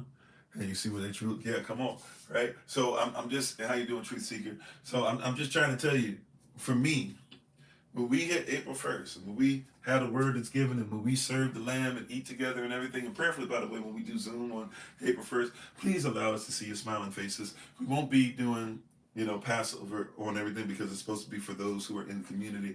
That being said, for those that show up, please show your smiling faces if you don't mind. We're going to fellowship together. We're going to eat together. We're going to praise God together, right? It won't be too long, but we're going to give all praises to the Most High, yeah. Amen. Right? And we're going to do it as a family. We're going to show love. If you can, make it. Right? If not, the word will be recorded. I promise the word will be recorded. But we can't put the whole thing out. It's against the law. It's supposed to be for those who are in it. So we'll put the word out, right? But the actual Passover, this and that, all this stuff itself, will be something different. But that being said, when we come together, I'm letting you know from this point on, henceforth and forevermore, right? When we do Passover, we're not going to eat or drink unworthily. And when we do Passover, we're not going to think of ourselves as unworthy either. So when we do Passover, we're coming out of all that wicked, stinking thinking that's been around. That's part of what it was. We're leaving bondage. We leaving massa. Say bye to massa, right? I mean, you can go and talk to him. You know, you can write a letter to him, I guess, if you need from time to time. Just know that my intention is not going to be to make sure that I make massa comfortable. Oh, yes, Master, I sign, Master. I do. Put overseer in the chair. And as soon as I finish preaching, Master, have overseer come up. Yes, yes, Lord. Yes, Paul. Lord knows. No. Like, I'm done. Say bye. I'm letting you know. My mindset, I told you already, right? Holy Spirit gave us this example already. Look, the world can no longer be my teacher. Just I'm letting you know. It hasn't been for a while, anyways. But if it needs to be clear, plain as nose in your face, bye, master.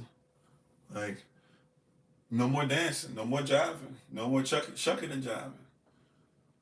No more telling my people to be in your fields and telling them that their fingers that are bleeding, is not a problem because they're going ahead and making your clothes. No, no, like, bye. No more. I'm going to pretend that you can just call Christ whatever you want. I get the dialect thing, but if we're going to lie about what his name is, bye. Yeah, enough is enough. I got to pretend that the word supports voting for persons who come in from time to time when our king has been established and should never come off the throne.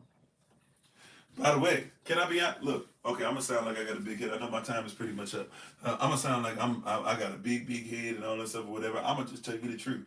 I'm by massa. I'm done pretending that these dudes is massa because even to be massa, you had to be teacher, and you can't teach me nothing no more. I learned how to be on your plantation, and you kept promising me that I'd be able to have a plantation one day, and I realized, well, wait a minute, I don't even need a plantation because I've been given territory by the king.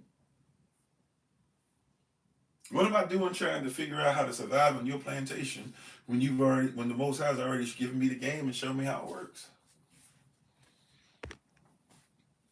Bye, master. And if that frustrates or makes anybody upset, it is what it is.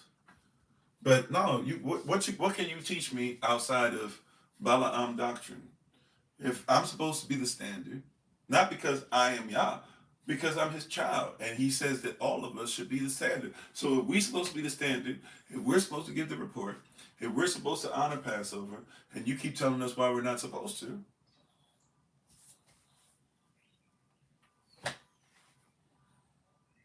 take them white gloves off, take that hand from behind your back, take your finger out the air. I'm just saying, right?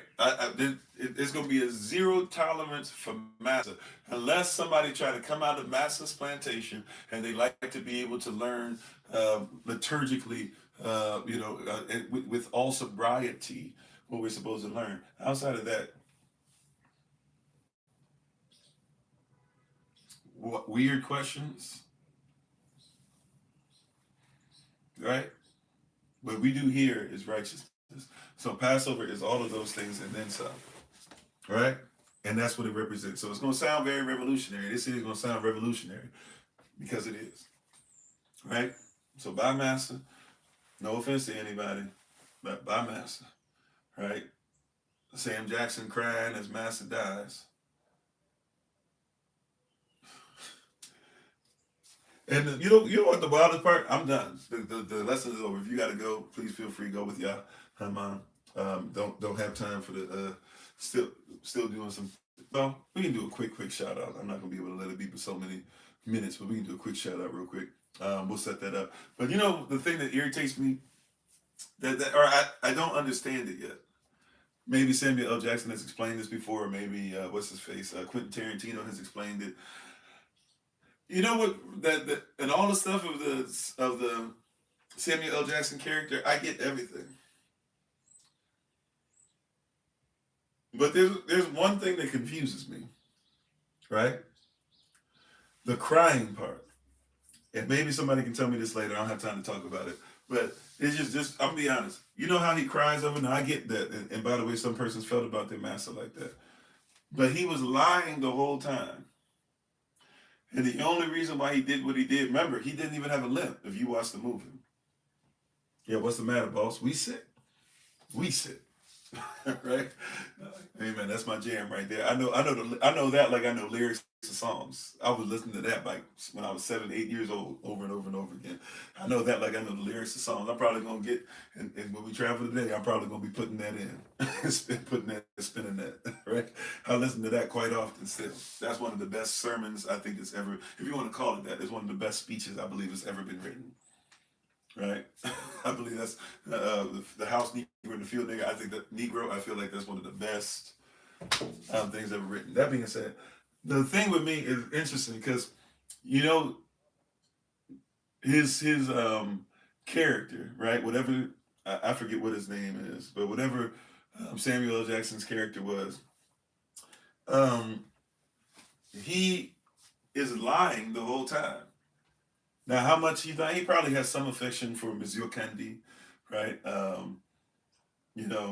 Is it Calvin Candy or whatever his name is, Monsieur Candy, who can't even speak French, which was a very interesting thing because that happened quite a bit. Thomas Jefferson actually could speak French, but a lot of slave owners, even Jewish slave owners, but Thomas Jefferson being a slave owner as well, if you look at it, a lot of them actually sent a lot of people away to France. They learned how to speak French, very educated in French words and things of that nature, and French culture. So they would send their slaves and learn how to cook French cuisine, and then they would bring the slaves back. So a lot of persons don't want to admit this, but a lot of French cuisine is actually very highly black influence. They just tell you it's French, but you had a lot of slaves that went over there, and a lot of slaves that worked over there that were in the kitchens. So a lot of stuff that was taken from our culture, right? You just learn a little bit more as you go. Anyways, long story short, Monsieur Candy, right, was the master now. He wasn't the original master because Samuel L. Jackson's character has been around for a really long time. So I do not recall if they say it or not, but it is insinuated that at least he's been there since his father, maybe even his grandfather has been in position. He's been around, right? So, but he lied about everything, including a limp, all this stuff. He would even lie about being now Monsieur Candy, the one Leonardo DiCaprio, he actually knew that Samuel L. Jackson would fake being stupid. Because remember, they would have these conversations together. That's how he even found out about, like, it was Samuel L. Jackson that called him and said, yo, they playing you. They coming here to get that girl, whatever. Right? They playing you. Do you remember? Right? That's how they found out. That's how they found out through Samuel L. Jackson's character. So even the he knew that the house Negro really wasn't stupid, but he knew that the house Negro knew his place, and so the house Negro couldn't be in charge unless he trusted him. So Samuel L. Jackson's character is faking the whole time, right? And then at the end, he even but he has such disdain for his people that even at the end, the thing like you remember they talking about taking Jamie Foxx's Django's testicles basically, and doing stuff to him or whatever. And then his character even comes in and tells him, "Oh no, I saved you, I saved you." Right? I wanted to be even worse. They were gonna take this and they were gonna stuff this in your mouth. And they gonna do blah blah. When I already no, I saved you. He's running stuff. He's ultimately running stuff. He's upset now. He's frustrated. He got to go through stuff. But he's like, no problem. I'm gonna still run things or whatever, right? But the thing that I still don't get is the crying over Massa. I think it was just truly emotional because he hated the situation he was in, but he had to learn how to manipulate it and manipulate everybody so that ultimately he was the person in charge. He really is the ultimate evil. And it bothers me. Like, out of all movies I've ever watched, he's like the worst villain to me of all time for many different reasons.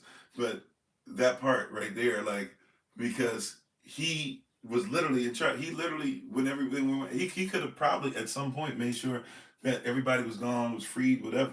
But he needed to have power because of what was done to him, how he was treated. He lived a lie his whole life. He knew it was a lie. And then it was better for him to make sure that instead of even just having somebody be put out their misery, even if it was a disgusting way, no, I'd rather go ahead and make sure that I off you. And I'm the one that's been putting he's the one that's been telling them to put his wife, Broomhilda. He was the one telling them, put Hilda in the, in the box, in the hot box and having her in there for a week and having no food given. And her whippings were basically coming more than likely him telling on her, stuff like that. But that's the stuff that they still got us into. That's the stuff they still have us into where, us Negroes out here, and when I say Negroes, I'm talking about us Israelites out here, we still carry that. And there are persons that are more concerned about being over the other person and whipping the other person and making sure that somebody else is there. I'm just telling you, I left the plantation a long time ago, right? By massa. So if anybody coming through with any of that jargon, any of that stuff, trying to get us to fight against each other, trying to use colorism, trying to use, whatever ism you want to use, and it's not the prism of the Most High, it's not the system the Most High has put in place, we ain't got time for it. So Passover, these things are passing over. The blood is going to be on the doorpost. The blood of Yehoshua is going to be represented, right? If it's his blood, we're talking about something that would be presented on the altar to be our atonement, right? Something mixed and mingled with the blood of the Father, the olive, right? And if anybody's going to leave, it's going to be those persons who are murdering each other with their tongue and with their foolishness and lasciviousness and lust. You got to kick rocks. That's who the scapegoat or the second sheep, the scapegoat is. You got to kick rocks. Bye. Whoever that's for is who it's for. All right, I'm done for real this time. Thank y'all so much. Love you so much. Thank you for those who've been praying for us, helping us, guiding us through some things, even dealing with me as I'm getting things back in order, trying to deal with some different things, challenges, whatever. We're getting things back in order. I thank y'all so much for rocking with us and supporting us, holding us up, because sometimes, the man of Yah's arms, as the Bible says, start going a little weak, and I'm trying to hold them up, and I'm trying to hold it up so we can win. And I thank y'all that sometimes some of y'all come through and say, hey, we'll hold it up. So much love to you. I appreciate you. We honor you.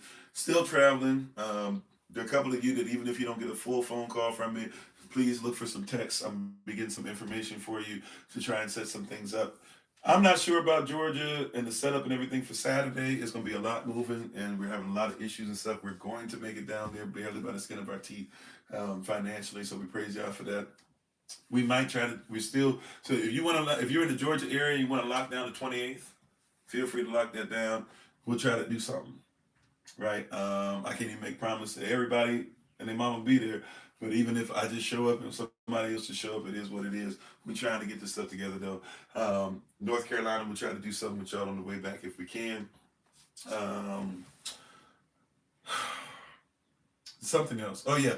Obviously, we'll be doing Passover April 1st. And please don't forget in the evenings. So for the next, for the 7-day period from Wednesday to Wednesday, or really 8-day period from Wednesday to Wednesday that we're in, every rising is going to be more Passover teachings. And every evening is going to be it's going to be 7 last words. Tonight, this evening, should be Elder Anais Faith Jones giving us the second word. Today, this day, thou shalt be with me in paradise. So prayerfully, you like what you heard last night. It'll be more of the same this evening.